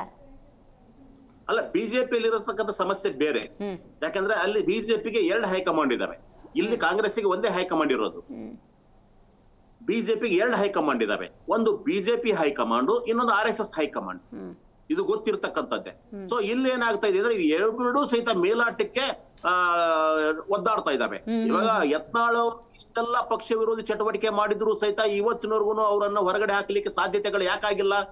ನೋಟಿಸ್ ಇಷ್ಟೊಂದು ಲೇಟಾಗಿ ಯಾಕೆ ಕೊಟ್ರು, ಅದು ಸಹಿತ ಸುಮ್ಮನೆ ಆಯ್ ವಾಶ್ ಮಾಡಕ್ ಯಾಕೆ ಕೊಟ್ರು? ಹಾಗಾದ್ರೆ ಯತ್ನಾಳ್ರ ಪಕ್ಷ ವಿರೋಧಿ ಚಟುವಟಿಕೆಗಳನ್ನ ಯಾರು ರಕ್ಷಿಸುತ್ತಿದ್ದಾರೆ, ಯಾರು ಕಾಪಾಡುತ್ತಿದ್ದಾರೆ, ಯಾರ ಧೈರ್ಯದ ಮೇಲೆ ಇವರು ಗುಂಪುಗಾರಿಕೆ ಮಾಡ್ತಾ ಇದ್ದಾರೆ? ಯತ್ನಾಳ್ರ ಜೊತೆಗೆ ಒಬ್ಬರೇ ಯತ್ನಾಳ್ರಿದ್ರು, ಅದ್ರ ಜೊತೆಗೆ ಪ್ರತಿಯೊಬ್ಬರು ಹೋಗಿ ಸೇರ್ಕೊಂಡೋದೊಂದು ದೊಡ್ಡ ಗುಂಪಾಯ್ತಲ್ವಾ? ಹಾಗಾದ್ರೆ ಅವರನ್ನ ರಕ್ಷಿಸ್ತಕ್ಕಂತ ಯಾವ್ದೋ ಶಕ್ತಿ ಮೇಲ್ಗಡೆ ಇದೆ ಅಲ್ವಾ? ಆ ಶಕ್ತಿ ಬಿಜೆಪಿಗಿನ್ನೂ ಮೇಲೆ ಇರ್ಬೋದಲ್ವಾ? ಅದು RSS ಆಗಿರ್ಬೋದಲ್ವಾ? ಇವುಗಳನ್ನ ಗಮನದಲ್ಲಿ ಇಟ್ಕೊಂಡ್ರೆ ನಾವು ಕಾಂಗ್ರೆಸ್ಸಿಗೆ ಒಂದು ಹೈಕಮಾಂಡ್, ಆದ್ರೆ ಬಿಜೆಪಿಗೆ 2 ಹೈಕಮಾಂಡ್ ಇದ್ದಾವೆ. KPCC ಅಧ್ಯಕ್ಷರ ಸ್ಥಾನ ಅಂದ ಸಂದರ್ಭದಲ್ಲಿ ಬದಲಾವಣೆ ಆಗುತ್ತೆ, ಚಾನ್ಸಸ್ ಆರ್ ಮೋರ್. ನೋಡಿ, ಸಾಮರ್ಥ್ಯ, ಸಂಘಟನಾ ಚತುರತೆ, ಚುನಾವಣಾ ಚಾಣಾಕ್ಷತನ ಅಂದ ಸಂದರ್ಭದಲ್ಲಿ DK ಶಿವಕುಮಾರ್ ಅವರು ಒಳ್ಳೆ ರಿಸಲ್ಟ್ಸನ್ನು ತಂದು ಕೊಟ್ಟಿರೋದ್ರಿಂದಾಗಿ ಅವರನ್ನು ಆ ಸ್ಥಾನದಿಂದ ಕೆಳಗಿಳಿಸಿದ್ರೆ ಆಗುವಂಥ ನಷ್ಟದ ಬಗ್ಗೆ ಡೆಫಿನೆಟ್ಲಿ ಹೈಕಮಾಂಡ್ಗೆ ಅರಿವಿರುತ್ತೆ. ಎಲ್ಲಿ ಪಕ್ಷದ ರಾಜ್ಯದ ಹಿರಿಯ ನಾಯಕರು ಏನೇ ಒತ್ತಡಗಳನ್ನು ಹಾಕಿದರೂ ಕೂಡ, ತಮ್ಮ ಅಭಿಪ್ರಾಯಗಳನ್ನು ಹಂಚಿಕೊಂಡ್ರೂ ಕೂಡ ಮನ್ನಣೆ ಅನ್ನೋದು ಯಾವುದಕ್ಕಿರುತ್ತೆ ಅನ್ನೋದನ್ನು ಸಹಜವಾಗಿ ಹೈಕಮಾಂಡ್ ನೋಡುತ್ತೆ. ಯಾಕಂದರೆ ಗೆಲ್ಲುವ ಕುದುರೆ ಅಥವಾ ಗೆಲ್ಲಿಸುವಂತಹ ವ್ಯಕ್ತಿಗೆ ಮಣೆ ಹಾಕುವಂತಹ ಒಂದು ಪ್ರವೃತ್ತಿ ಸಹಜವಾಗಿದ್ದೇ ಇರುತ್ತೆ. ಸೊ ಸಾಧ್ಯತೆಗಳು ಅಂದರೆ ಅಲ್ಲಿ ಬೇರೆ ಯಾರನ್ನಾದರೂ ಹಿಂದುಳಿದ ವರ್ಗದವ್ರನ್ನ ತಂದು ಕೂರಿಸ್ತಾರ, ಅಂಥ ಸಾಮರ್ಥ್ಯ ಯಾರಿಗಿರುತ್ತೆ ಅವ್ರನ್ನ ತಂದು ಕೂರಿಸ್ತಾರೆ, ಅಥವಾ DK ಶಿವಕುಮಾರ್ ಅವರೇ ಕಂಟಿನ್ಯೂ ಆಗಲಿ ಅನ್ನುವಂಥ ಸ್ಟೇಟ್ಮೆಂಟ್ ಬರುತ್ತಾ ನೋಡಬೇಕು. ಇದರ ನಡುವೆ ನೀವು ಹೇಳಿದ್ರಿ ಕಾಂಗ್ರೆಸ್ನ ಅಸ್ತಿತ್ವದ ಬಗ್ಗೆ ಮಾತಾಡ್ತಾ ಇದ್ದೀರಿ. ನಿಮ್ಮ ಅಸ್ತಿತ್ವ ಹೇಳಿ. ರಾಜ್ಯದಲ್ಲಿ JDS ಎಲ್ಲಿದೆ, ಹೆಂಗಿದೆ, BJP ಎಲ್ಲಿದೆ, ಹೆಂಗಿದೆ, ಯಾವ ಥರ ಇದ್ದೀರಾ ನೀವೆಲ್ಲ ಅಂತ? ಬದಲಾವಣೆ ಪ್ರಕೃತಿ ನಿಯಮ ಇವತ್ತು ಬದಲಾವಣೆ ಆಗಲೇ ಬೇಕಾಗಿದೆ. ಈಗ ನಾವು ಏನು ಕಾನ್ಸೆಪ್ಟಲ್ಲಿ ಹೋಗ್ತಾ ಇದ್ದೀವಿ ಅಂದರೆ, ಇವತ್ತು ಈ ದೇಶಕ್ಕೆ ಭವಿಷ್ಯ ಬೇಕಾಗಿದೆ. ಮುಂದಿನ ಭವಿಷ್ಯ ಬಂದು ಯಂಗ್ಸ್ಟರ್ಸ್, ಯಂಗ್ ಇಂಡಿಯಾ. ಭವಿಷ್ಯಕ್ಕೆ ಯುವ ಪೀಳಿಗೆ ಬೇಕಾಗಿದೆ. ಭವಿಷ್ಯ ಕಟ್ಟಬೇಕಾದ್ರೆ ನಾವು ಯುವ ಪೀಳಿಗೆಗೆ ನಾವು ಪ್ರೋತ್ಸಾಹ ಕೊಟ್ಟು, ಶಕ್ತಿ ಕೊಟ್ಟು, ಮಾರ್ಗದರ್ಶನ ಕೊಟ್ಟು ನಾವನ್ನ ಮುಂದಕ್ಕೆ ತರಬೇಕಾಗಿದೆ. ಇವತ್ತು ಏನು ಸ್ಥಾನಮಾನಗಳು ನಮಗಿದ್ದಾವೆ, ಬರೀ ಸ್ಥಾನಕ್ಕೋಸ್ಕರ ಕಚ್ಕೊಂಡಿದ್ರೆ, ಬರೀ ಸ್ಥಾನಮಾನಕ್ಕೋಸ್ಕರ, ಅಧಿಕಾರಕ್ಕೋಸ್ಕರ ರಾಜಕಾರಣ ಮಾಡಿದ್ರೆ ಮುಂದಿನ ದೇಶದ ಭವಿಷ್ಯ ಏನು ಮೇಡಮ್? ಮುಂದಿನ ಪೀಳಿಗೆ ಭವಿಷ್ಯ ಏನು? ಇವತ್ತು ನಾವು ಮಾಡ್ತಾ ಇರೋಂಥ ಸಾಹಸಗಳು ನಿಜವಾಗೂ ಜನ ಮೆಚ್ಚುವಂಥದ್ದು, ಮತ್ತು ರಾಜ್ಯ ಮೆಚ್ಚುವಂಥದ್ದು, ದೇಶ ಮೆಚ್ಚುವಂಥದ್ದು. ಇವತ್ತು ನೋಡಿ, ನಾವು ಗೆಲ್ಲೇಬೇಕು, ಅಧಿಕಾರನೇ ಬೇಕು ಅಂತ NDA ಸರ್ಕಾರಕ್ಕೆ ಏನಾದರೂ ಒಂದು ಪಕ್ಷ ಮಂದಟ್ಟಾಗಿದ್ದಿದ್ರೆ 60-70 ಜನ MLAಗಳು ಹೊಸ ಯುವಕರು ತರ್ತಾನೆ ಇರಲಿಲ್ಲ. ಬರೀ ಅದೇ MLAಗಳನ್ನ ಆ ಕ್ಷೇತ್ರದಲ್ಲಿ ಗೆದ್ದಿರೋಂಥ MLAಗಳನ್ನೇ ತಂದು ಗೆಲ್ಸ್ಕೊಂಡು ನಾವು ರೂಲಿಂಗ್ ಗೌರ್ಮೆಂಟ್ಗೆ ಹೋಗೋದಾಯಿತು. ಬಟ್ ಇಲ್ಲಿನ ಉದ್ದೇಶ ಏನು ಅಂದರೆ, ಉದ್ದೇಶ ಪೂರ್ವ ಏನು ಅಂತಂದರೆ, ಮುಂದಿನ ಭವಿಷ್ಯ ಕಟ್ಟಬೇಕಾದ ಯುವ ಪೀಳಿಗೆ. ಆ ಯುವ ಪೀಳಿಗೆಗೆ ಇವತ್ತೇ ನಾವು ದಾರಿ ಮಾಡ್ಕೊಳ್ಬೇಕು, ಇವತ್ತೇ ಸಹಕಾರ ಕೊಡಬೇಕು ಅನ್ನೋ ಒಂದು ಚಿಂತೆ ಜನಕ್ಕೆ ಇಟ್ಕೊಂಡಂಥ NDA ಸರ್ಕಾರದಲ್ಲಿ ಮುಂದಿನ ಪೀಳಿಗೆ ಭವಿಷ್ಯಕ್ಕೋಸ್ಕರ 70 ಜನ ಯುವ ಪೀಳಿಗೆ ಕೊಟ್ಟು ಏನಾದರೂ ಸೋತ್ರು ಏನು ಪರವಾಗಿಲ್ಲ, ಸೋಲು ಗೆಲುವಿನ ಸೋಪಾನ, ಈ ಸೋಲು ಗೆಲುವು ಇದ್ದಿತ್ತೆ ಕ್ಷೇತ್ರದಲ್ಲಿ. ಬಟ್ ಇಂಥ ಒಂದು ಚಾಲೆಂಜಸ್ ಕೈ ಹಾಕ್ತಾರಲ್ಲ, ಅದೇ ದೇಶಕ್ಕೆ ಬೇಕಾಗಿರೋದು, ಅದು ಮುಂದಿನ ಭವಿಷ್ಯಕ್ಕೆ ಬೇಕಾಗಿರೋದು. ಹೌದು, ನಾವು ಹಿಂಗೆ ಮಾಡ್ಬೋದು, ಇವತ್ತು ಸತಿ ನಾಳೆ ಕೇಳ್ತಾರೆ. ಆದರೆ ಕಾಂಗ್ರೆಸ್ನ ಪರಿಸ್ಥಿತಿ ಏನು ಮೇಡಮ್? ಇವತ್ತು ನಾವು ಹೇಳ್ತೇವೆ ವಿಜೇಂದ್ರನ್ನ ನಾವು ತಂದಿದ್ದೀವಿ. ಅದೇ ರೀತಿ ಏನಾದರೂ ಇವ್ರಿಗೇನಾದರೂ ಅಂಥ ಒಂದು ಸಾಮರ್ಥ್ಯ ಇದ್ದರೆ, ಅಂಥ ಇತಿಹಾಸ ಅನ್ನೋದು ಕಾಂಗ್ರೆಸ್ಸಲ್ಲಿ ಇತ್ತು ಅಂದರೆ, ಒಂದು ಯಂಗ್ಸ್ಟರು ಇವತ್ತೇನು ಯತೀಂದ್ರ ಅವರು CM ಮಗ, ಪಾಪ ಅವ್ರು ಎಂಥ ಡಾಕ್ಟ್ರು, ಎಂಥ ನಾಯಕರು, ಎಂಥ ಲಕ್ಷಣ ಇದೆ, ಎಂಥ ಒಂದು ಫೇಸ್ ವ್ಯಾಲ್ಯೂ ಇದೆ, ಆಮೇಲೆ ಒಂದು ಸಮಾನ ಮನಸ್ಸಿದೆ, ಎಲ್ಲ ನಾಯಕರು ಒಗ್ಗೂಟ್ಟು ತಗೊಂಡೋಗೋಂಥ ಶಕ್ತಿ ಇದೆ, ಸಾಮರ್ಥ್ಯ ಇದೆ, MLA ಗೆದ್ದು ಬಂದಿದ್ದಾರೆ. ಇವತ್ತು ಅಂಥವ್ರು ಇವತ್ತು ಮೂಲೆ ಗುಂಪು ಮಾಡಿದ್ದಾರೆ. CM ಮಗನೇ ಮೂಲೆ ಗುಂಪು ಆಗ್ಬಿಟ್ಟಾರೆ ಇವತ್ತು ಆ ಪಕ್ಷದಲ್ಲಿ. ಅವ್ರನ್ನ ತಗೊಂಬಂದು ರಾಜ್ಯಾಧ್ಯಕ್ಷ ಸ್ಥಾನ ಮಾಡಿಬಿಟ್ಟು ಇದನ್ನು ಹೇಳಿ ಮೇಡಮ್, ಯಂಗ್ಸ್ಟರು ನಾವು ಕೂಡ ಬದಲಾವಣೆ ಮಾಡ್ತೀವಿ, ನಮಗೂ ಸಾಮರ್ಥ್ಯ ಇದೆ, ಹೈಕಮಾಂಡ್ ಕೂಡ ನಿರ್ಧಾರ ಮಾಡುತ್ತೆ, ಹೈಕಮಾಂಡ್ಗೆ ಶಕ್ತಿ ಇದೆ ಅನ್ನೋದು ಪ್ರೂವ್ ಮಾಡಿ ಮೇಡಮ್. ನಾವು ಆಲ್ರೆಡಿ ನೀವು ಕೊಟ್ಟಿರೋ ಸಲಹೆಯನ್ನು ಏನಾದ್ರು ಸ್ವೀಕರಿಸ್ಬಿಟ್ರೆ ಕಾಂಗ್ರೆಸ್ನವರು ಈ ಬಣ ಅಂತಿದೆಯಲ್ಲ ಅದೆಲ್ಲ ಮುಗ್ದೋಗ್ಬಿಡುತ್ತೆ. ಬಣನೇ ಇರಲ್ಲ ಮೇಡಮ್, ಅಲ್ಲಿ ಬಡಿದಾಟನೇ ಇರಲ್ಲ. ಅಂದ್ರೆ ಅವ್ರಿಗೊಂದು ಇದಿರುತ್ತೆ ನೋಡಿ, ನಾವು ಕೂಡ ನಮಗೂ ಶಕ್ತಿ ಸಾಮರ್ಥ್ಯ ನಮ್ಮ ಹೈಕಮಾಂಡ್ಗಿದೆ ಅಂತ ಅವರು ಕೂಡ ರಾಜವರಸ್ವಾಗಿ ಜನಕ್ಕೊಂದು ಮಾಹಿತಿ ಕೊಡ್ಬೋದಲ್ಲ. ಹೌದು, ಇವತ್ತೇನಾದ್ರು BJPಯಲ್ಲಿ ಇವತ್ತು JDS ಅಲ್ಲಿ ಏನು ಹೇಳ್ತಾ ಇದ್ದಾರೆ, JDS ಅಲ್ಲಿ ಕೂಡ ನಾವು ಅದನ್ನೇ ಮಾಡಕ್ಕೆ ಹೋಗ್ತಾ ಇದೀವಿ. ಮುಂದಿನ ಭವಿಷ್ಯ ಬೇಕು, ನಮ್ಮ ಪಕ್ಷ ಕಟ್ಟಬೇಕು, ಸಾಮರ್ಥ್ಯ ಬೇಕು. ನಾವು ನಡ್ಕೊಂಡು ಹೋಗ್ತಾ ಇದ್ದೀವಿ, ಟ್ಯಾಬ್ಲೆಟ್ ಹಾಕೊಳ್ಳೋದು, ನೆಟ್ಕೋದೆ ಸ್ವಲ್ಪ ಸುಸ್ತಾಗೋದು. ಸಂಘಟನೆ ಮಾಡೋ ಸಾಮರ್ಥ್ಯ, ಶಕ್ತಿ, ಹೋರಾಟ ಬೇಕು, ಕ್ಷೇತ್ರ ಸುತ್ತಬೇಕು, ಮತ್ತೆ ಕ್ಷೇತ್ರದ ಸಂಘಟನೆ ಮಾಡಬೇಕು. ಅದು ಕಾರ್ಯ ತುಂಬಾ ದೊಡ್ಡ ಜವಾಬ್ದಾರಿ. ಕಾರ್ಯಕರ್ತನ ಹುಟ್ಟಾಕ್ಬೇಕು. ಅಲ್ಲ, ಈಗ ನಿಖಿಲ್ ಕುಮಾರಸ್ವಾಮಿ ಅವ್ರನ್ನ ಬಿಟ್ರೆ ಬೇರೆ ಯಾವ ಯುವಕರೇ ಇಲ್ವಾ? ಅಲ್ಲ, ಈಗ ನೋಡಿ, ನಾವು ಅಂದ್ರೆ ಯುವಕರು ಅಂದ್ರೆ ನಾವೆಲ್ಲರೂ ಕೊಟ್ಟಿದ್ವಲ್ಲ. ವಿಶ್ವನಾಥ್ ಹಳ್ಳಿಯಕ್ಕೆ ಅವ್ರು ಕೊಟ್ಟಿದ್ವಿ ನಾವು, ಮತ್ತೆ ನಾವು ಏನು CM ಇಬ್ರಾಹಿಂ ಕೊಟ್ಟಿದ್ವಿ, HK ಕುಮಾರಸ್ವಾಮಿ ಕೊಟ್ಟಿದ್ವಿ. ಇವಾಗ ಏನಂದ್ರೆ ನಮಗೆ ಕಾರ್ಯಕರ್ತರು ಮುಖ್ಯ. ಕಾರ್ಯಕರ್ತರು ಮತ್ತೆ ಪಕ್ಷದಲ್ಲಿ ಕಾರ್ಯಕರ್ತರ ನಿರ್ಧಾರಗಳ ಮೇಲೆ ನಾವು ಅಧ್ಯಕ್ಷರನ್ನ ನಾವು ಮಾಡ್ತೀವಿ. ಇವಾಗ ಅಧ್ಯಕ್ಷರು ಮಾಡ್ಬೇಕಾದ್ರೆ ಕಾರ್ಯಕರ್ತರು ನಾವು ಕೇಳ್ತೀವಿ. ಅವ್ರು ಮನಂದಿಟ್ಟು ಒಂದೇ ಯಂಗ್ಸ್ಟಾರು 3 ಸತಿ ಸೋತಿದ್ದಾರೆ, ಅವ್ರಿಗೆ ಇನ್ನೂ ಪಕ್ಷದ ಅರಿವಾಗಿದೆ, ಒಂದು ಡೆಪ್ತ್ ಅಂಡ್ ಡೀಪ್ ಆಗಿ ಹೋಗಿದ್ದಾರೆ. ಸಂಘಟನೆ ಹೆಂಗೆ ಮಾಡಬೇಕು, ಯಾವ ಥರ ಪಕ್ಷನ ನಾವು ಸಂಘಟಿಸಬೇಕು, ಹೆಂಗೆ ನಾವು ಪಕ್ಷನ ಮುಂದೆ ತರಬೇಕು, ಹೆಂಗೆ ಕಾರ್ಯಕರ್ತರು ಬಲಪಡಿಸಬೇಕು ಅನ್ನೋದು ಇವಾಗ ಅವ್ರಿಗೆ ಸಾಮರ್ಥ್ಯ ಇದೆ. ಅವ್ರು ಮಾಡ್ದೇನೆ ಪಕ್ಷ ಇನ್ನೂ ನಾವು ಸಂಘಟಿತ ಆಗೋದು ಅನ್ನೋದು ಮನಸ್ಥಿತಿ ನಮ್ಮ ಪಕ್ಷದಾಗ. ಪಕ್ಷದ ವಿಷಯಕ್ಕೆ ಬರೋದಾದ್ರೆ ಅಂಥದ್ದೇ ಒಂದು ಹೊಸ ಎಕ್ಸ್ಪೆರಿಮೆಂಟಿಗೆ ಕೈ ಹಾಕಿದ್ರು. ಹಿರಿಯರೆಲ್ಲ ಎದ್ ನಿಂತ್ಕೊಂಡ್ಬಿಟ್ಟಿದ್ದಾರೆ. ಅಲ್ಲ ಅದನ್ನೇ ನಡೀತಾರೆ ನೋಡಿ. ಈಗ ನೀವು ಒಂದಂಗೆ ಸಮಸ್ಯೆ ಹುಟ್ಟಾಗಿ ಅವಾಗೆ 1 ತಿಂಗಳು ಆಯ್ತು ಅಂತ ಇದ್ರು, 30 ಡೇಸ್ ಆಗಿದೆ ಅಂತ ಕಾರಣ. ಈಗ NDA ಪಕ್ಷ ಸಮಸ್ಯೆಯಿಂದ ಆಚೆ ಬರ್ತಾ ಇದೆ, ಸಮಸ್ಯೆಗಳಿಂದ ಆಚೆ ಬರ್ತಾ ಇದೆ, ಅಂತಿಮ ತೀರ್ಮಾನ ಆಗ್ತಾ ಇದೆ. ತಾತ್ಕಾಲಿಕ ಪರಿಹಾರ, ಅದಕ್ಕೆ ಒಂದು ತಾತ್ಕಾಲಿಕ ಸಮಸ್ಯೆ, ಅದು ತಾತ್ಕಾಲಿಕ, ಅದು ಸಮಸ್ಯೆಗಳಿಂದ ಪರಿಹಾರ ಸಿಗುತ್ತೆ. ಇವಾಗ ಇವರಿದಾರಲ್ಲ, ರೂಲಿಂಗ್ ಆಡಳಿತ ಪಕ್ಷದಲ್ಲಿದ್ದಾರಲ್ಲ, ಇವರ ಕಾರ್ಯವೈಖರಿ ಜನ ನೋಡ್ತಾ ಇದ್ದಾರಲ್ಲ, ಇವರ ಪರಿಸ್ಥಿತಿ ಯಾವ ಸ್ಥಿತಿಗೆ ಹೋಗುತ್ತೆ ಅಂತಂದ್ರೆ, ಅಧ್ಯಕ್ಷ ಸ್ಥಾನದಲ್ಲಿ 6 ಜನ ಇದ್ದಾರೆ ಮೇಡಮ್ ಇವತ್ತು. ಸತೀಶ್ ಜಾರಕಿಹೊಳಿ ಇರ್ಬೋದು, ಪರಮೇಶ್ವರ್ ಇರ್ಬೋದು, MB ಪಾಟೀಲ್ ಇರ್ಬೋದು, SK ಪಾಟೀಲ್ ಅವ್ರು ಇರ್ಬೋದು. ಈ ತರ ಲಿಸ್ಟ್ ಪಟ್ಟಿ ಮಾಡಕ್ ಹೋದ್ರೆ ಅಂತಿಮನೇ ಇಲ್ಲ. ಯಾಕಂದ್ರೆ ಅವರ ಮೂಲ ಕಾಂಗ್ರೆಸ್ಸಿಗರು ಅವ್ರು ಹೇಳ್ತಾರೆ, ನಾವು ಮೂಲ ಕಾಂಗ್ರೆಸ್ಸರು, ನಮಗೆ ಯಾವುದೇ ಸ್ಥಾನಮಾನ ಕೊಟ್ಟಿದ್ದೀರಿ, ಸಚಿವ ಸ್ಥಾನ ಕೊಟ್ಬಿಟ್ಟು ಇವತ್ತು ಯಾವುದೋ ಅನುದಾನಗಳಿಲ್ಲ, ಮೂಲೆಯಲ್ಲಿ ಕೂರಿಸಿದಿರಿ. ಇವತ್ತೇನು ವಲಸೆಯಿಂದ ಬಂದವರಿಗೆ ಇವತ್ತು ಆಡಳಿತ ನಡೀತಾ ಇದೆ, ಅವ್ರದೇ ಆದ ಒಂದು ಆಡಳಿತ ನಡೀತಾ ಇದೆ. ಮೂಲ ಕಾಂಗ್ರೆಸ್ ಎಲ್ಲೋಬೇಕು, ನಾವೇ ಅಧ್ಯಕ್ಷ ಆಗಬೇಕು ಅನ್ನೋದು ಇವಾಗ ಒಳಗಿನ ಕೂಗು ಸ್ಟಾರ್ಟ್ ಆಗಿದೆ ಮೇಡಮ್. ಇವರೇನೋ ಅಧ್ಯಕ್ಷ DK ಶಿವಕುಮಾರ್ ಇಳಿಸಕ್ಕೆ ಸಹ ಕೈ ಹಾಕಿದ್ರೆ, ಹಂಗೆ ಕಾಂಗ್ರೆಸ್ ವಕ್ತಾರರು ಹೇಳ್ರೆ, ನಮ್ಮ ಇವರು ನಮ್ಮ ಪತ್ರಕರ್ತರು ಅವ್ರ ಹೆಸರು ಸರ್ ಮೇಡಮ್, ಸತ್ಯಪ್ರಕಾಶ್ ಸರ್ ಅವ್ರು ಹೇಳಿದ್ರು, ಇವತ್ತು DK ಶಿವಕುಮಾರ್ ಅವ್ರ ಸಾಮರ್ಥ್ಯ ಮೆಚ್ಚಿ ಹೈಕಮಾಂಡ್, ಇವರು ಶಶಿಕಾಂತ್ ಸರ್ ಹೇಳ್ತಾ ಇದ್ರು, ಅವ್ರ ಸಾಮರ್ಥ್ಯ ಮೆಚ್ಚಿ DK ಶಿವಕುಮಾರ್ ಇಲ್ಲ ಅಂದ್ರೆ ಪಕ್ಷ ಇಲ್ಲ ಅನ್ನೋದು ಅದು ಸತ್ಯ ಮೇಡಮ್. ಅದನ್ನ ಒಪ್ಕೋಬೇಕಾಗುತ್ತೆ. ಯಾಕಂದ್ರೆ ಏನು ದೇವರಾಜ ಅರಸು ಕಾಲದಲ್ಲೇ ಒಂದು ಅಜೆಂಡಾ ಐತಿ ಇವ್ರದ್ದು, 1 ಮ್ಯಾನ್ 1 ಪವರ್ ಶೇರಿಂಗು. ಅವತ್ತು ದೇವರಾಜ ಅರಸು CM ಆಗಿರ್ತಾರೆ ಮತ್ತು ಪಕ್ಷದ ಅಧ್ಯಕ್ಷರಾಗಿರ್ತಾರೆ. ಅಲ್ಲೇ ಒಂದು ದೊಡ್ಡ ಒಂದು ಬಣ ಸೃಷ್ಟಿ ಆಗುತ್ತೆ, ಅಲ್ಲೇ ಒಂದು ಕವಲಾಗುತ್ತೆ, ಅಲ್ಲೇ ಒಂದು ಡಿಸ್ಕಷನ್ ಆಗುತ್ತೆ. CM ಸ್ಥಾನ ಇವರೇ ಮತ್ತು ಅಧ್ಯಕ್ಷ ಸ್ಥಾನ ಇವರೇ ಅಂತಂದ್ರೆ ನಮ್ಮ ಅಜೆಂಡಾ ಅದಿಲ್ಲ, 1 ಮ್ಯಾನ್ 1 ಪವರ್ ಶೇರಿಂಗ್ ಅಷ್ಟೇ ಅಂದಾಗ ಕೂಡಲೇ ದೇವರಾಜ ಅರಸು ಎಚ್ಚೆತ್ಕೊಂಡು ರಾಜೀನಾಮೆ ಕೊಟ್ಟು ಪಕ್ಷ ಸ್ಥಾನಕ್ಕೆ CM ಸ್ಥಾನ ಮುಂದುವರಿತಾರೆ. ಇವತ್ತು ಅಂಥ ಒಂದು ಅಜೆಂಡಾ ಇರೋಂಥ ಕಾಂಗ್ರೆಸ್ಸಲ್ಲಿ ಬಲಿಷ್ಠವಾದ DK ಶಿವಕುಮಾರ್ ಅವರಿಗೆ 4 ಪೋರ್ಟ್ಫೋಲಿಯೋ ಕೊಟ್ಟಿದೆ. ಅಲ್ಲಿ ಎತ್ತು ತೋರಿಸ್ತಾ ಇದೆ, DK ಶಿವಕುಮಾರ್ ಇಲ್ಲ ಅಂದರೆ ಕಾಂಗ್ರೆಸ್ ಇಲ್ಲ ಅನ್ನೋದನ್ನ ಕಣ್ಮುಂದೆ ತೋರಿಸ್ತಾ ಇದೆ. ಈ ಶಕ್ತಿ ಯಾರಿಗಾದ್ರೂ ಬೇರೆ ನಾಯಕರಿಗಿದಾರ? DK ಶಿವಕುಮಾರ್ ಸೀನಿಯರ್ ಲೀಡರ್ ಎಷ್ಟು ಜನ ಇದರಲ್ಲಿ? MB ಪಾಟೀಲ್ ಇಲ್ವಾ, SK ಪಾಟೀಲ್ ಇಲ್ವಾ? ಅದು ಅವ್ರಿಗೆ ಯಾಕೆ ಪೋರ್ಟ್ಫೋಲಿಯೋ ಕೊಡೋಕ್ಕಾಗಿಲ್ಲ? ಅಂದರೆ ಇಲ್ಲಿ ಉದ್ದೇಶ ಇಷ್ಟೇ, DK ಶಿವಕುಮಾರ್ ಪಕ್ಷ ತಂದಿದ್ದಾರೆ, ಪಕ್ಷ ತಂದಿದ್ದೀನಿ ಅಂತೇಳಿ ಮತ್ತೆ ಬೇರೆ ಯಾರಿಗೂ ಅವಕಾಶ ಕೊಡೋದೇ ಬೇಡ. ಹಂಗೆ 4 ಇಲಾಖೆ ಇವರು ಸುಭದ್ರತೆಯಲ್ಲಿ ಇದ್ಬಿಟ್ಟಾಗ ಇವ್ರ ಜವಾಬ್ದಾರಿ ಜಾಸ್ತಿ ಇದೆ. ಇವ್ರು ನೋಡಿ, ಪ್ರಚಾರಕ್ಕೆ ಹೋಗಬೇಕು, ಬೇರೆ ಹೊರ ರಾಜ್ಯಗಳಿಗೆ ಎಲೆಕ್ಷನ್ ಚುನಾವಣೆಗಳಿಗೆ ಹೋಗಬೇಕು, ಮತ್ತು ವಿದೇಶಗಳಿಗೆ ಹೋಗಬೇಕು, ಮತ್ತು ಎಲ್ಲ ಆಪರೇಷನ್ ಕಾಂಗ್ರೆಸ್ ನಡೆದಿದ್ದಾಗೆ ತಡಿಬೇಕು, ಆಮೇಲೆ 10 ಜನ MLAಗಳು ಎಲ್ಲೂ ಸೇರಬಾರ್ದು. ಇವೆಲ್ಲ ಸಾಕಷ್ಟು ಇವ್ರದ್ದು ಅಭಿವೃದ್ಧಿಕಿನ್ನ ಇವ್ರದ್ದು ಪಕ್ಷದಲ್ಲಿರೋಂಥ ಒಂದು ಇದನ್ನು ಕಾಪಾಡ್ಕೊಂಡು ಇವರು ಕುರ್ಚಿ ಉಳಿಸ್ಕೊಂಡೇ ದೊಡ್ಡ ಒಂದು ಟಾಸ್ಕಲ್ಲಿ ಇದ್ದಾರೆ ಅವರು. ಹಂಗಿದ್ದಾಗ 4 ಇಲಾಖೆಯವ್ರು ಕೈಕೊಟ್ಟು ಇವತ್ತು ಬೆಂಗಳೂರು ಜೀರೋ ಆಗೋಗಿದೆ, ನಗರ ಅಭಿವೃದ್ಧಿ ಇಲ್ಲ. ಇವತ್ತು ನೀರಾವರಿ ಇಲಾಖೆಗಳು ನಿಂತೋಗಿದ್ದೇವೆ. ಇವತ್ತು ಏನು DCM ತಂದಿದ್ದು ಏನು ಮಾಡ್ತಾ ಇರೋದು ಗೊತ್ತಿಲ್ಲ, ಬರೀ ಸ್ಥಾನಕ್ಕೋಸ್ಕರ ಓಡಾಡ್ತಾ ಇದ್ದಾರೆ. ಕಾಂಗ್ರೆಸ್ ಕಾರ್ಯಕರ್ತರು ಇವತ್ತು ಮಾತಾಡ್ತಾ ಇರೋದು, ಇವತ್ತು ಸರಣಿಯಾಗಿ ಇವಾಗ ರಾಜೀನಾಮೆ ಕೂಡ ಸ್ಟಾರ್ಟ್ ಆಗಿದ್ದಾರೆ. ಅಂತ ಒಂದು ಸೀನಿಯರ್ ಲೀಡರ್ ಇವತ್ತು BR ಪಾಟೀಲ್ ಅವರು, ಸೀನಿಯರಿಟಿ ಅಂಥವ್ರು ಬಂದು ಇವತ್ತು ರಾಜೀನಾಮೆ ಕೊಟ್ಟರು ಅಂದರೆ ಕಾಂಗ್ರೆಸ್ ಪರಿಸ್ಥಿತಿ ಏನಾಗ್ತದೆ, ಮನಸ್ಥಿತಿ ಇದೆ ಅಂದರೆ ಮುಂದಿನ ವಿಷನ್ ಇವ್ರಿಗೆ ಏನಿದೆ ಅನ್ನೋದು ಪ್ರಶ್ನೆ ಮೇಡಮ್. ಇವತ್ತು ಇವರು ಏನಾದರೂ DK ಶಿವಕುಮಾರ್ ಏನಾದರೂ ಇಳಿಸ್ಬಿಟ್ಟು ಏನಾದ್ರು ಇವ್ರು MB ಪಾಟೀಲ್ನೋ ಇಲ್ಲ SK ಪಾಟೀಲ್ನೋ ಇಲ್ಲ ಏನಾದ್ರು ಸತೀಶ್ ಜಾರಕಿಹೊಳಿನೋ ಇಲ್ಲ ಪರಮೇಶ್ವರ್ನೋ ಆ ಒಂದು ತಂದ್ರೆ ಅಲ್ಲ, ಅವ್ರನ್ನೇನಾದ್ರು ತಂದ್ರೆ ಅಂದ್ರೆ ಆ ಪಕ್ಷದ ಹೀನಾಯ ಸ್ಥಿತಿ ಮೇಡಮ್. 6 ತಿಂಗಳು ಕೂಡ ಪಕ್ಷ ಇರಲ್ಲ, ಆ ಮಟ್ಟಕ್ಕೆ ಇವತ್ತು ಆ ಸ್ಥಿತಿ ತಲುಪಿಟ್ಟಿದ್ದಾರೆ ಈಗ. ಸೊ ಹಂಗಾಗಿ ಇವತ್ತು NDA ಸರ್ಕಾರದಲ್ಲಿ ನಮಗಿರೋ ಚಾಲೆಂಜಸ್, ಅದು ಶತಾಯಗತಾಯ ಕಾಂಗ್ರೆಸ್ ಮಾಡೋಕೆ ಹೋಗಲ್ಲ, ಆ ನಿರ್ಧಾರ ತಗೊಳಕ್ ಹೋಗಲ್ಲ, ಆ ಶಕ್ತಿ ಸಾಮರ್ಥ್ಯ ಕುಗ್ಗಾಗಿದೆ. ಹೈಕಮಾಂಡ್ಗೆ ಇಲ್ಲ. ಇವತ್ತು ಹೈಕಮಾಂಡ್ ನೋಡಿ, ರಾಹುಲ್ ಗಾಂಧಿ ಅವ್ರ ಸ್ಟೇಟ್ಮೆಂಟ್ ಏನು, ಸೋನಿಯಾ ಗಾಂಧಿ ಸ್ಟೇಟ್ಮೆಂಟ್ ಏನು, ಪ್ರಿಯಾಂಕಾ ಗಾಂಧಿ ಸ್ಟೇಟ್ಮೆಂಟ್ ಏನು, ಖರ್ಗೆ ಅವ್ರ ಸ್ಟೇಟ್ಮೆಂಟ್ ಏನು, ಯಾರು ಹೈಕಮಾಂಡ್ ಅಲ್ಲಿ ಯಾರು ಹೈಕಮಾಂಡ್ ಅಂತಾನೆ ಗೊತ್ತಾಗ್ತಿಲ್ಲ ಪಕ್ಷದಲ್ಲಿ. ಇವಾಗ ಯಾರ್ದೋ ಒಬ್ಬರು ಮಾತು ಕೇಳ್ಬೇಕಂತಂದ್ರೆ ಇಲ್ಲಿ ಸುರ್ಜಿವಾಲಾ ಬರ್ತಾರೆ, ಆಮೇಲೆ ಅದ್ ಕಡೆ ಖರ್ಗೆ ಅವ್ರು ಬರ್ತಾರೆ, ಅಲ್ಲಿ ರಾಹುಲ್ ಗಾಂಧಿ ಬರ್ತಾರೆ. ಯಾರಲ್ಲಿ ಯಾರು ರೂಲ್ ಮಾಡ್ತಾ ಇದಾರೆ? ಪಕ್ಷ ಯಾರು ಕಂಟ್ರೋಲ್ ಇದೆ? ಅಧ್ಯಕ್ಷರು ಅಂತ ಇದ್ದಾರೆ, ಅಲ್ಲ ಅಧ್ಯಕ್ಷ ಅಂತ ಇದ್ದಾರೆ ಕೂಡ ಸ್ಟೇಟ್ಮೆಂಟ್ ಯಾರ್ದು ಬರ್ತಾ ಇದೆ ಇವತ್ತು. ಸೊ ನಾವ್ ಇಲ್ಲೇನ್ ಹೇಳಕ್ ಹೋಗ್ತಾ ಇದೀವಿ ಅಂದ್ರೆ, NDA ಸರ್ಕಾರ ಮಾಡೋ ಅಂತ ಸಾಮರ್ಥ್ಯ ಶಕ್ತಿ ದೇಶದಲ್ಲಿ ಇಡೀ ವಿಶ್ವದಲ್ಲಿ ಅದೊಂದು ಖ್ಯಾತಿ ಆಗಿದೆ. ಯಾಕಂದ್ರೆ ಯಂಗ್ಸ್ಟರ್ ಇಂಡಿಯಾ, ಯುವ ಪೀಳಿಗೆ ಭವಿಷ್ಯ ಕಟ್ಟಬೇಕಾದ್ರೆ ಯುವ ಪೀಳಿಗೆನೇ ಬೇಕಾದ್ರೆ ದೇಶಕ್ಕೆ ಅನ್ನೋ ಒಂದು ಮನದಟ್ಟು ಕಟ್ಕೊಂಡು ಅದೇ ಒಂದು ಸಾಮರ್ಥ್ಯದ ಮೇಲೆ ನಾವು ಇವತ್ತು ಕಲಾ ಆಗುತ್ತೆ ಪಕ್ಷದಲ್ಲಿ ಆಗ್ತದೆ. ನೀವು ಹೇಳ್ತಿದ್ರೆ ಬಣ ಬಡಿದಾಟಗಳು, ಕಲಾಗಳು, ಅವ್ರು ಆ ಸ್ಟೇಟ್ಮೆಂಟ್ ಕೊಟ್ಟರು, ಇವ್ರು ಈ ಸ್ಟೇಟ್ಮೆಂಟ್ ಕೊಟ್ಟರು. ಸಹಜ ಕ್ರಿಯೆ. ಒಂದು ಹೊಸ ಮುಖ ತರಬೇಕಾದ್ರೆ ಸೀನಿಯರ್ಗಳು ಎಕ್ಸೆಪ್ಟ್ ಮಾಡ್ಬೇಕಂದ್ರೆ ಟೇಕ್ ಟೈಮ್. ಅದನ್ನ ನಾವು ಆ ಸಮಸ್ಯೆಗಳಿಂದ ಆಚೆ ಬರ್ತಾ ಇದ್ವಿ. ಇವಾಗ ಇವರು ಸಮಸ್ಯೆ ಸಿಕ್ಕಾಕಂತ ಇದ್ರೆ 6 ತಿಂಗಳು ಇರುತ್ತೆ ಇಲ್ಲ ಕಾಂಗ್ರೆಸ್ ಗೌರ್ಮೆಂಟ್, ಆ ಮಟ್ಟ ಪರಿಸ್ಥಿತಿಗೆ ಹೋಗ್ತಾ ಇದ್ದಾರೆ. ಏನ್ ಮಾಡ್ಬೇಕಂತ ಹೈಕಮಾಂಡ್ಗೆ ತಲೆ ಓಡ್ತಾ ಇಲ್ಲ. DK ಶಿವಕುಮಾರ್ನ ಮುಂದುವರಿಸಬೇಕಾ ಇಲ್ಲ ಅವ್ರನ್ನ ಅಧ್ಯಕ್ಷ ಸ್ಥಾನದಿಂದ ಕೆಳಗಿಳಿಸ್ಬೇಕಾ ಅನ್ನೋದು ಒಂದ್ ಕಡೆ ಪರಿಸ್ಥಿತಿ ಇದ್ರೆ, CM ಸ್ಥಾನದಲ್ಲಿ ಇವ್ರನ್ನ ಸಿದ್ದರಾಮಯ್ಯ ಮುಂದುವರಿಸಬೇಕಾ ಇಲ್ಲ ಸಿದ್ದರಾಮಯ್ಯ ನಿಲ್ಲಿಸಬೇಕಾ ಪರಿಸ್ಥಿತಿ ಇನ್ನೊಂದ್ ಕಡೆ. ಇಲ್ಲಿ ಮೂಲ ಕಾಂಗ್ರೆಸ್ ಮನಸ್ಥಿತಿ ಕೂಡ ಬದಲಾವಣೆ ಆಗ್ತಾ ಇದಾವೆ.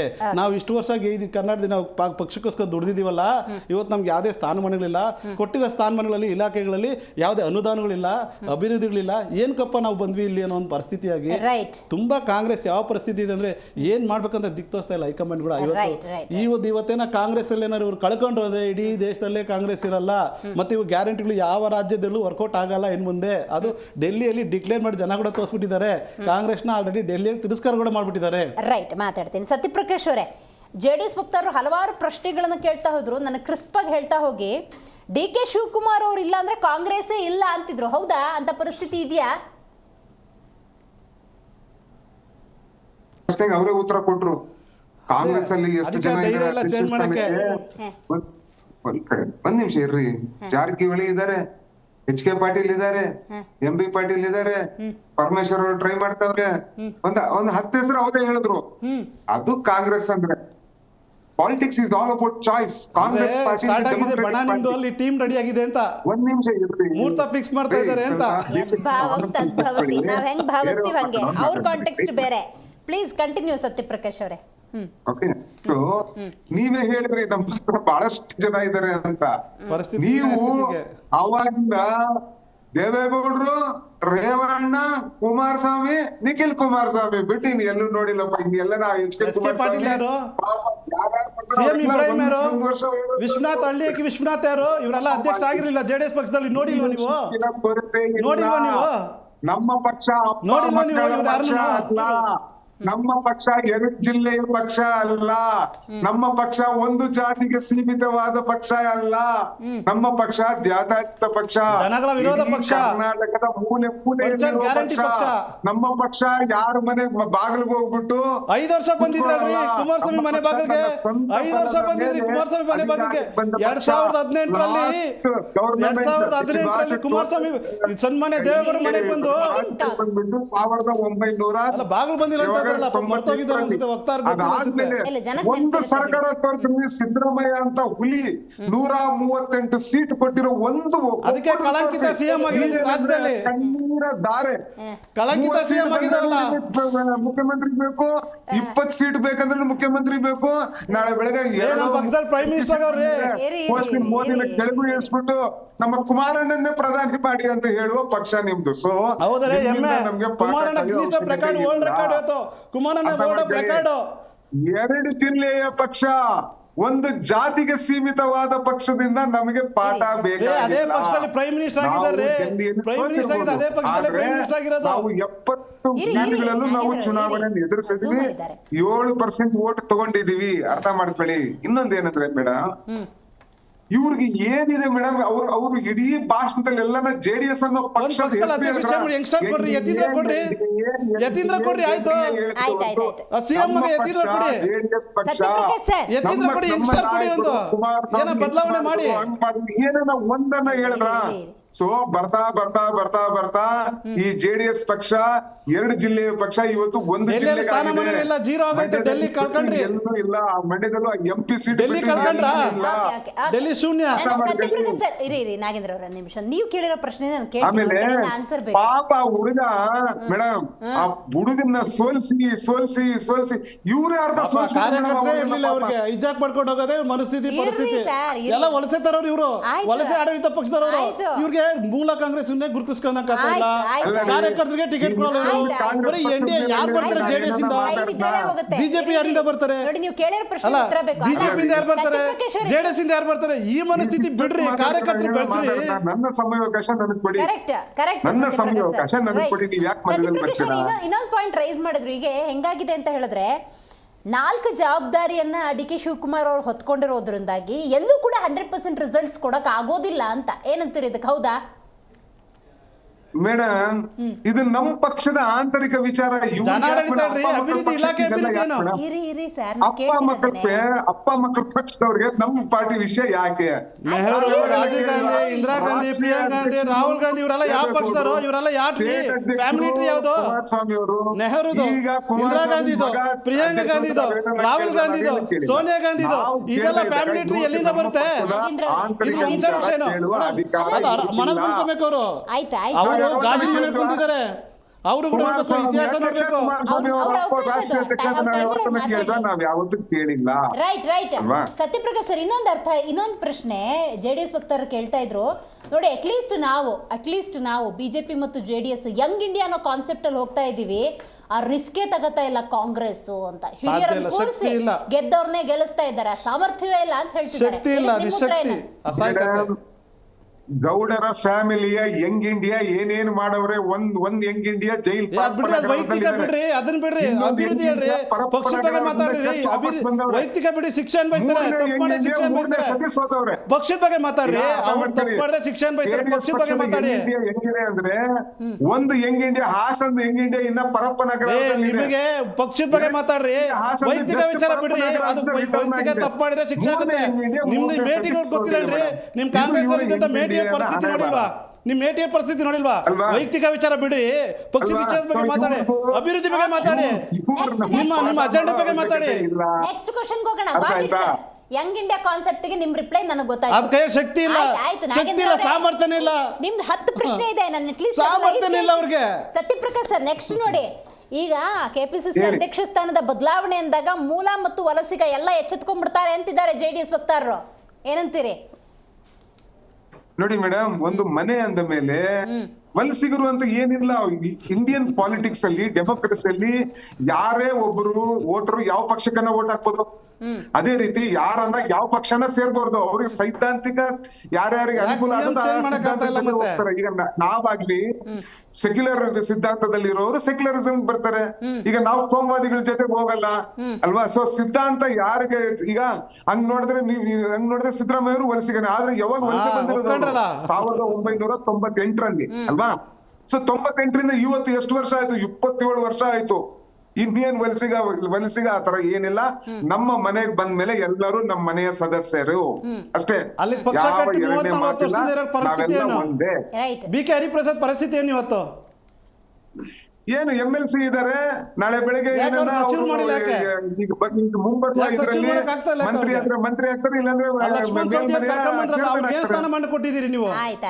ಲಕ್ಷ್ಮಣ ಸವದಿ ಕರ್ಕೊಂಡ್ಬಂದಿರಲ್ಲ, ಅವ್ರಿಗೇನ್ ಪರಿಸ್ಥಿತಿ ಚಿಂತೆ ಜಾಸ್ತಿ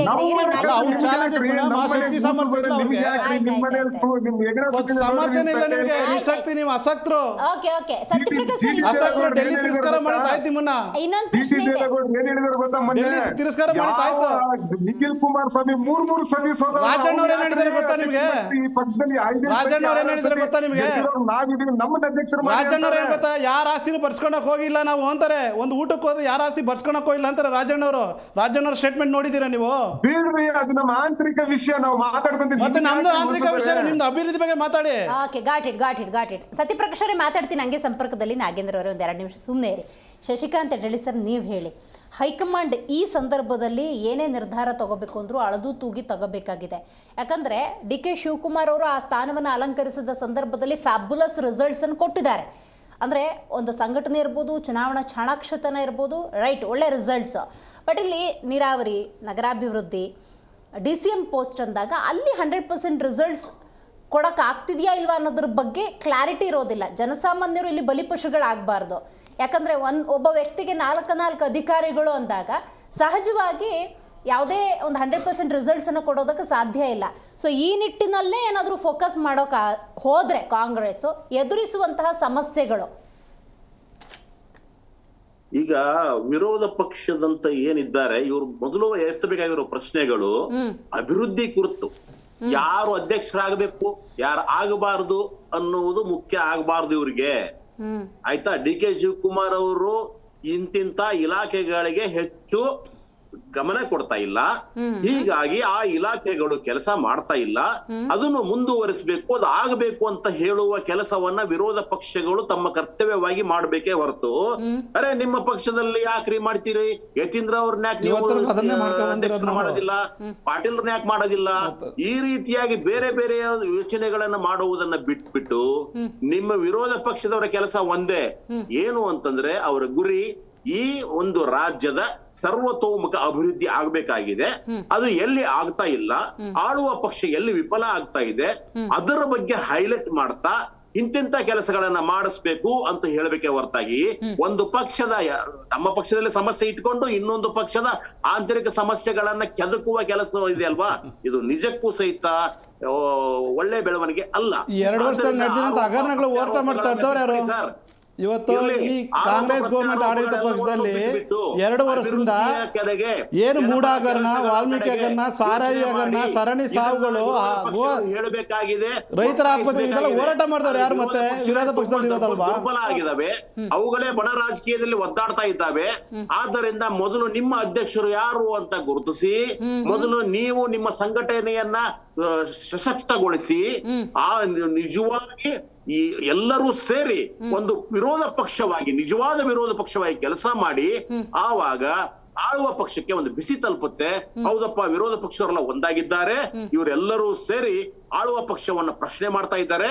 ಆದ್ದರಿಂದ ನಾವು ಸ್ಟ್ರಾಂಗ್ ಆಗಿರ್ಬೇಕು ಅನ್ನೋದು ಈ ವಿರೋಧ ಪಕ್ಷ ಯೋಚನೆ ಮಾಡಬೇಕಾಗಿದೆ. ಈಗ ನೋಡಿ, ಸಿಎಂ ಸ್ಥಾನ ಅಂದಾಗ ದಲಿತ ಸಿಎಂ ಅನ್ನುವಂತ ಕೂಗನ್ನ ನಾವು ಇದೇ ರಾಜ್ಯದಲ್ಲಿ ಕೇಳಿದ್ವಿ. ಆಗಾಗ ಬಂದ್ಬಿಟ್ಟು ಸ್ಟೇಟ್ಮೆಂಟ್ಗಳನ್ನ ಕಾಂಗ್ರೆಸ್ ಅಲ್ಲಿ ಕೊಡ್ತಾನೆ ಇರ್ತಾರೆ. ಈಗ ಕೆಪಿಸಿಸಿ ಅಧ್ಯಕ್ಷ ಸ್ಥಾನ ಅಂದಾಗ, ಈಗ ಮಲ್ಲಿಕಾರ್ಜುನ್ ಖರ್ಗೆ ಅವ್ರು ಮಾತಾಡ್ಬೇಕಾದ್ರೆ ನೋಡಿ, ಒಡಿಶಾದಲ್ಲಿ ಅಧ್ಯಕ್ಷರನ್ನ ಬದಲಾಯಿಸಿದ್ವಿ, ನಾವು ಹಿಂದುಳಿದ ವರ್ಗದವ್ರನ್ನ ನಾವು ಅಧ್ಯಕ್ಷರನ್ನ ಕೂರಿಸಿದೀವಿ ಅನ್ನೋ ಸ್ಟೇಟ್ಮೆಂಟು ಕೂಡ ಕೊಟ್ಟಿರೋದ್ರಿಂದಾಗಿ ಅಲ್ಲಿ ಯಾರಾದರೂ ಹಿಂದುಳಿದ ವರ್ಗಕ್ಕೆ ಸಂಬಂಧಪಟ್ಟಂತ ಒಬ್ಬ ನಾಯಕರನ್ನ ತಂದು ಕೂರಿಸ್ತಾರಾ ಅನ್ನುವಂಥ ಸಹಜ ಪ್ರಶ್ನೆ ಮೂಡುತ್ತೆ. ಎಲ್ಲ ಪಕ್ಷಗಳಿಗೆ ಹೇಳ್ತೀನಿ ಮೇಡಮ್, ಮೊದಲನೇದಾಗಿ ಈ ದಲಿತ ಸಿಎಂ ಇನ್ನೊಂದು ಸಿಎಂ ಅನ್ನಲ್ಲ, ನಮ್ಮ ಪಕ್ಷವನ್ನ ಯಾರು ಕಟ್ಟುತ್ತಾರೆ, ಯಾರು ಜನರ ಹತ್ರ ತೆಗೆದುಕೊಂಡು ಹೋಗುತ್ತಾರೆ, ಯಾರು ಮತ್ತೆ ಆಡಳಿತಕ್ಕೆ ನಮ್ಮ ಪಕ್ಷವನ್ನ ತರ್ತಾರೆ ಅನ್ನೋದ್ರ ಮೇಲೆ ಮಾತ್ರ ಡಿಪೆಂಡ್ ಆಗಿರುತ್ತೆ. ನಿಮ್ಗೆ ದಲಿತ ಸಿಎಂ ಆದ ತಕ್ಷಣನೇ ಎಲ್ಲಾ ದಲಿತರು ಉದ್ಧಾರ ಆಗತ್ತೆ, ಹಿಂದುಳಿದ ಸಿಎಂ ಆದ ತಕ್ಷಣ ಎಲ್ಲಾ ಹಿಂದುಳಿದ ಉದ್ಧಾರ ಆಗತ್ತೆ ಅಂತ ಏನಿಲ್ಲ. ಇಲ್ಲಿವರೆಗೂ ನಾವೆಲ್ಲ ಬೇಕಾದಷ್ಟು ಚರಿತ್ರೆಯನ್ನ ನೋಡಿದ್ದೇವೆ. ಬರೀ ಸಿಎಂ ಆದ ತಕ್ಷಣ ಇಡೀ ಸಮುದಾಯ ಅಭಿವೃದ್ಧಿ ಹೊಂದುತ್ತೆ ಅಂತಿಲ್ಲ. ಅಕಸ್ಮಾತ್ ಅವನು ದಲಿತ ಸಿಎಂ ಆದ ತಕ್ಷಣ ದಲಿತರ ಪರವಾಗಿ ಮಾತ್ರ ಇರಬೇಕು ಅಂತ ಸಂವಿಧಾನ ಹೇಳೋದಿಲ್ಲ. ಆದ್ದರಿಂದ ಈಗಿರ್ತಕ್ಕಂಥ ಸಿಎಂ ಆಗಿರ್ಬಹುದು, ಈಗಿರ್ತಕ್ಕಂಥ ಆಡಳಿತ ವರ್ಗವಾಗಿರ್ಬಹುದು, ನೀವು ದಲಿತರಿಗೂ ನ್ಯಾಯ ಒದಗಿಸಿ, ಮಹಿಳೆಯರಿಗೆ ನ್ಯಾಯ ಒದಗಿಸಿ, ಮಕ್ಕಳಿಗೆ ನ್ಯಾಯ ಒದಗಿಸಿ ಅಂತ ಬಿಟ್ಟು ಕೇಳಬಹುದು, ಕೃಷಿಕರಿಗೆ ನ್ಯಾಯ ಒದಗಿಸಿ ಅಂತ ಕೇಳಬಹುದು, ಒತ್ತಾಯ ಮಾಡಬಹುದು. ಆದ್ದರಿಂದ ಬರೀ ಸಿಎಂ ಆಗೋದ್ರ ಮೂಲಕ ಒಂದು ಸಮುದಾಯ ನಿಜಕ್ಕೂ ಅಭಿವೃದ್ಧಿ ಆಗುತ್ತೆ ಅನ್ನುವುದು ಭ್ರಮೆ ಅಂತ ನಾನು ಹೇಳ್ತಾ ಇದ್ದೀನಿ. ಆಮೇಲೆ ಪಕ್ಷ ಇದೆ ಅಲ್ವಾ, ನಿಮ್ಗೆ ಈ ಎಲ್ಲಾ ಜಾತಿಗಳನ್ನು ಮೀರಿಬಿಟ್ಟು ಆ ಪಕ್ಷವನ್ನ ಯಾರು ಅವತ್ತೇ ಆಡಳಿತಕ್ಕೆ ತರ್ತಾರೆ ಅನ್ನುವುದು ಮಾತ್ರ ಅವರ ಯೋಚನೆ ಇರುತ್ತೆ, ಹೈಕಮಾಂಡ್ ಆಲೋಚನೆ ಆಗಿರುತ್ತೆ. ಇಲ್ಲಿಯೂ ಸಹಿತ ಕಾಂಗ್ರೆಸ್ ಅಷ್ಟೇನೆ. ಈಗ ಮುಂದೆ ಯಾರನ್ನ ಅಧ್ಯಕ್ಷರನ್ನ ಮಾಡಿದ್ರೆ ಅದರಿಂದ ನಮಗೆ ಇನ್ನೂ ಒಂದಿಷ್ಟು ಓಟುಗಳು ಬರ್ತವೆ, ಇನ್ನೂ ಒಂದಿಷ್ಟು ಸೀಟುಗಳು ಬರ್ತವೆ, ಇವುಗಳನ್ನ ಯೋಚನೆ ಮಾಡ್ತಾರಲ್ವಾ. ಸೊ ಆದ್ದರಿಂದ ಡಿಕೆಶಿ ಅವರು ಹೆಚ್ಚು ಸೀಟ್ಗಳನ್ನು ತರಲಿಕ್ಕೆ ಎಲಿಜಿಬಲ್ ಆಗಿದ್ರೆ ಅವ್ರನ್ನ ಮುಂದುವರಿಸ್ತಾರೆ. ಇಲ್ಲ ಅವ್ರ ಪಕ್ಷ ವಿರೋಧ ಚಟುವಟಿಕೆ ಮಾಡಿದ್ದೇ ಆದ್ರೆ ಅವರನ್ನ ತೆಗೆದಾಕ್ತಾರೆ. ಇವುಗಳು ಬಹಳ ಗೊತ್ತಿರ್ತಕ್ಕಂಥ ವಿಚಾರಗಳೇ. ಆದ್ದರಿಂದ ಈಗ ನಾನು ಆರೋಪ ಮಾಡ್ತಾ ಇದ್ದೀನಿ, ನನ್ನ ಮನೆಯನ್ನ ಮೊದಲು ನಾನು ಭದ್ರ ಮಾಡ್ಕೋತೀನಿ, ಆಮೇಲೆ ಇನ್ನೊಬ್ಬರ ಮನೆ ಮೇಲೆ ಕಲಿಸಿತೀನಿ ಅಂತ ಹೇಳ್ಬಹುದು. ಆದ್ದರಿಂದ ನೀವು ವಿರೋಧ ಪಕ್ಷದವ್ರು ಮಾಡ್ಬೇಕಾಗಿರೋ ಕೆಲಸ ಅಭಿವೃದ್ಧಿಯ ಬಗ್ಗೆ ಪ್ರಶ್ನೆ ಮಾಡಿ, ಅದನ್ನ ನಿಮ್ಮಲ್ಲಿ ಏಕತೆಯನ್ನು ಇಟ್ಕೊಂಡು ಸ್ವಾಗತ ಮಾಡೋಣ. ಆಡಳಿತ ಪಕ್ಷದ ಪರಿಸ್ಥಿತಿ ಏನ್ ಸರ್? ಇವತ್ತು ನಮ್ಮ ಸಮಸ್ಯೆಗಳಿಂದ ಆಚೆ ಬರ್ತಾ ಇದೀವಿ, ನಾವು ಸಮಸ್ಯೆಗಳಿಂದ ಆಚೆ ಬರ್ತಾ ಇದೀವಿ ತಾತ್ಕಾಲಿಕ. ಆದರೆ ಮುಂದೆ ನಡೆಯುವಂತ ಒಂದು ಪರಿಸ್ಥಿತಿ ಕಾಂಗ್ರೆಸ್ ಹೆಂಗಿದೆ ಇವತ್ತು? ಕಾಂಗ್ರೆಸ್ ಪರಿಸ್ಥಿತಿ ಹೆಂಗಿದೆ ಇವತ್ತು ರಾಜೀನಾಮೆ ಕೂಡ ಬಂದಲ್ಲ.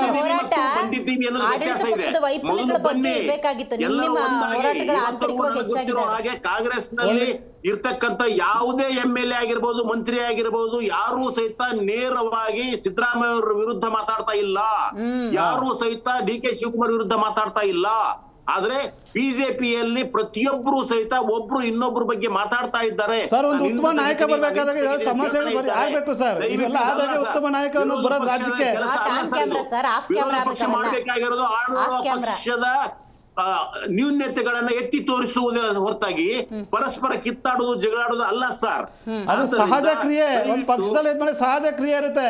ಆಡಳಿತ ಪಕ್ಷದ ಅಭಿವೃದ್ಧಿ ಏನಾಗಿದೆ ಇವತ್ತು, ಪರಿಸ್ಥಿತಿ ಏನಾಗಿದೆ ಇವತ್ತು ಪಕ್ಷದಲ್ಲಿ ಇವತ್ತು ಸಚಿವ ಸಂಪುಟ ಮಾಡಕ್ಕಾಗುತ್ತಾ? ಅವರು ಅಧ್ಯಕ್ಷ ಸ್ಥಾನ ಬದಲಾವಣೆ ಮಾಡಕ್ಕಾಗುತ್ತಾ?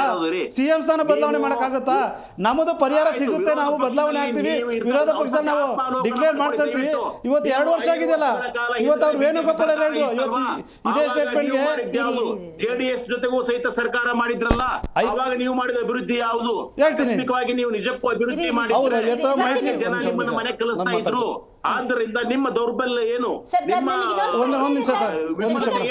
ಅವುಗಳನ್ನು ಯೋಚನೆ ಮಾಡಿ. ಯೋಚನೆ ಮಾಡಿ. ದಯವಿಟ್ಟು ಒಂದು ನಿಮಿಷ ಇವತ್ತು ನೋಡಿ, ಇವತ್ತು ಅಲ್ಲಿ ಬರ್ತೀನಿ ನಾನು, ಅವ್ರದ್ದು ಅಭಿವೃದ್ಧಿ ಉತ್ತರ ಕೊಡಿ. ಲಾಸ್ಟ್ ಒಂದು minute. ಆಡಳಿತ ನಡೆಸ್ತಾ ಇದ್ದಾರೆ, ಅವ್ರು ಎಷ್ಟು ದಿವಸ ನಡೆಸ್ತಾರೆ ಅನ್ನೋದು ಮುಖ್ಯ ಅಲ್ಲ, ಎಷ್ಟು ರಚನಾತ್ಮಕವಾಗಿ ನಡೆಸ್ತಾರೆ ಅನ್ನೋದು ಮುಖ್ಯ. ಅದಕ್ಕೆ ವಿರೋಧ ಪಕ್ಷದವರು ಸಹಿತ ತಮ್ಮ ಕೊಡುಗೆಯನ್ನು ಕೊಡಬೇಕೇ ಹೊರತಾಗಿ ಬರೀ ಕಾಲು ಎಳೆಯೋದು ಎಲ್ಲವನ್ನು ಖಂಡಿಸೋದು, ಗ್ಯಾರಂಟಿ ಯೋಜನೆಗಳು ಏನ್ ಜನ ತಿರಸ್ಕಾರ ಮಾಡ್ತಾರೆ ಸಮಯದ ರಾಜ್ಯದಲ್ಲಿ. ಕೊಡ್ತೀರಿ, ಡೆಲ್ಲಿಯಲ್ಲಿ ಕೊಡ್ತೀರಿ, ಹರಿಯಾಣದಲ್ಲಿ ಕೊಡ್ತೀರಿ, ಹಿಮಾಚಲ ಪ್ರದೇಶದಲ್ಲಿ ಕೊಡ್ತೀರಿ, ಕೈ ಬಿಟ್ಟಿದ್ದಾರೆ ಹಿಮಾಚಲ ಎಲ್ಲ ಪ್ರದೇಶದಲ್ಲಿ. ಗ್ಯಾರಂಟಿಗಳನ್ನ ನೀವು ಪುಂಖಾನುಪುಂಖವಾಗಿ ಕೊಡ್ತಾ ಇದ್ದೀರಾ, ಆದ್ರೆ ಮತ್ತೊಬ್ಬರ ಗ್ಯಾರಂಟಿಯನ್ನ ನೀವು ವಿರೋಧಿಸ್ತೀರಾ. ತಪ್ಪು ಸರ್ ಇದೆಲ್ಲ. ನೋಡಿ, ಒಂದು ವಿಚಾರ ಹೇಳ್ತೀನಿ ಕೇಳಿ. ಇವತ್ತು ಏನು ಇವರು 7 ಕೋಟಿ ಜನ ಬಂದು ತುಪ್ಪದಲ್ಲಿ ಅನ್ನೇನು ತಿಂತಾಲೆ ಅವ್ರು ಮಾಡಿರೋ ಸ್ಕೀಮ್ಗಳಲ್ಲಿ ಎಜುಕೇಷನ್ ಬಗ್ಗೆ ಅವ್ರಿಗೆ ನಾಲೆಜೇ ಇಲ್ಲ, ಅಭಿವೃದ್ಧಿ, ಎಜುಕೇಷನ್, ಆಸ್ಪತ್ರೆ ಬಗ್ಗೆ ಚಿಂತನೆಗಳಿಲ್ಲ, ಸರಣಿ ಸಾವುಗಳು ಅದ್ರ ಬಗ್ಗೆ ಏನಾದ್ರು ಮಾತಾಡ್ತಾ ಇದ್ರ? ಗೋರ್ಮೆಂಟ್ ಇದೆ ಅಂತ ಇದಾರೆ ಅವ್ರಿಗೆ?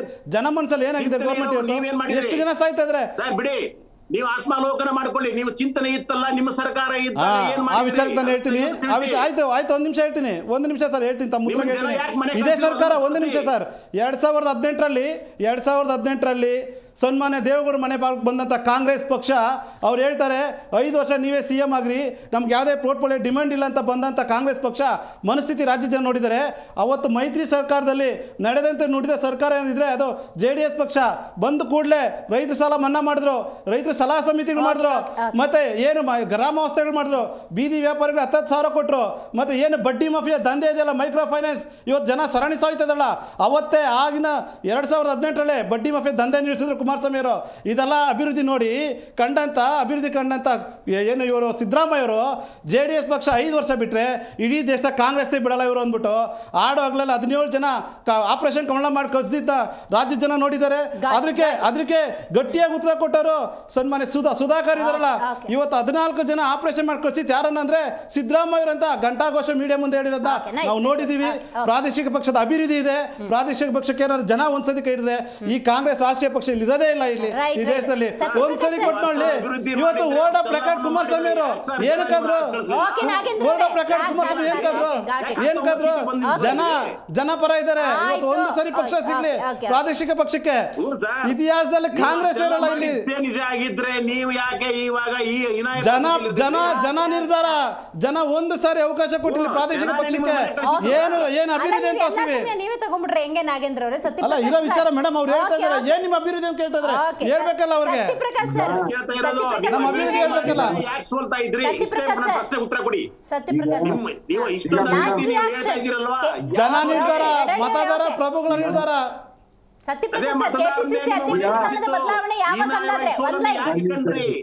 ನೀವು ಗೆಲ್ಬೇಕಾಗಿತ್ತು, ಸರ್ಕಾರ ರಚಿಸಬೇಕಾಗಿಲ್ಲ. ಒಂದ್ ನಿಮಿಷ ನನ್ನ ಫೈನಲ್ ಅನಿಸಿಕೆ ನಾನು ಹಂಚ್ಕೊಂತೀನಿ ನೋಡಿ. ಯಾರ ಹೊಟ್ಟೆ ತುಂಬಿರುತ್ತೋ, ದೋಸ್ ಹೂ ಸ್ಟಮಕ್ಸ್ ಆರ್ ಫುಲ್, ಯಾರ ಹೊಟ್ಟೆ ತುಂಬಿರುತ್ತೋ ಅವ್ರಿಗೆ ಈ ಗ್ಯಾರಂಟಿಗಳ 26 ಇಲಾಖೆ 5 ಇಲಾಖೆ ನೋಡ್ತಾ ಇದ್ರ, 26 ಇಲಾಖೆ ಪರಿಸ್ಥಿತಿ ಮೈಂಡ್ ಸೆಟ್ ಅಲ್ಲಿ ಇರ್ತಾರೋ 5 ಇಲಾಖೆ ಬಗ್ಗೆ ಮಾತಾಡ್ತಾರೆ ಇವರು. 2 ವರ್ಷದಿಂದ ಹೇಳ್ತಾರೆ ಇವರು.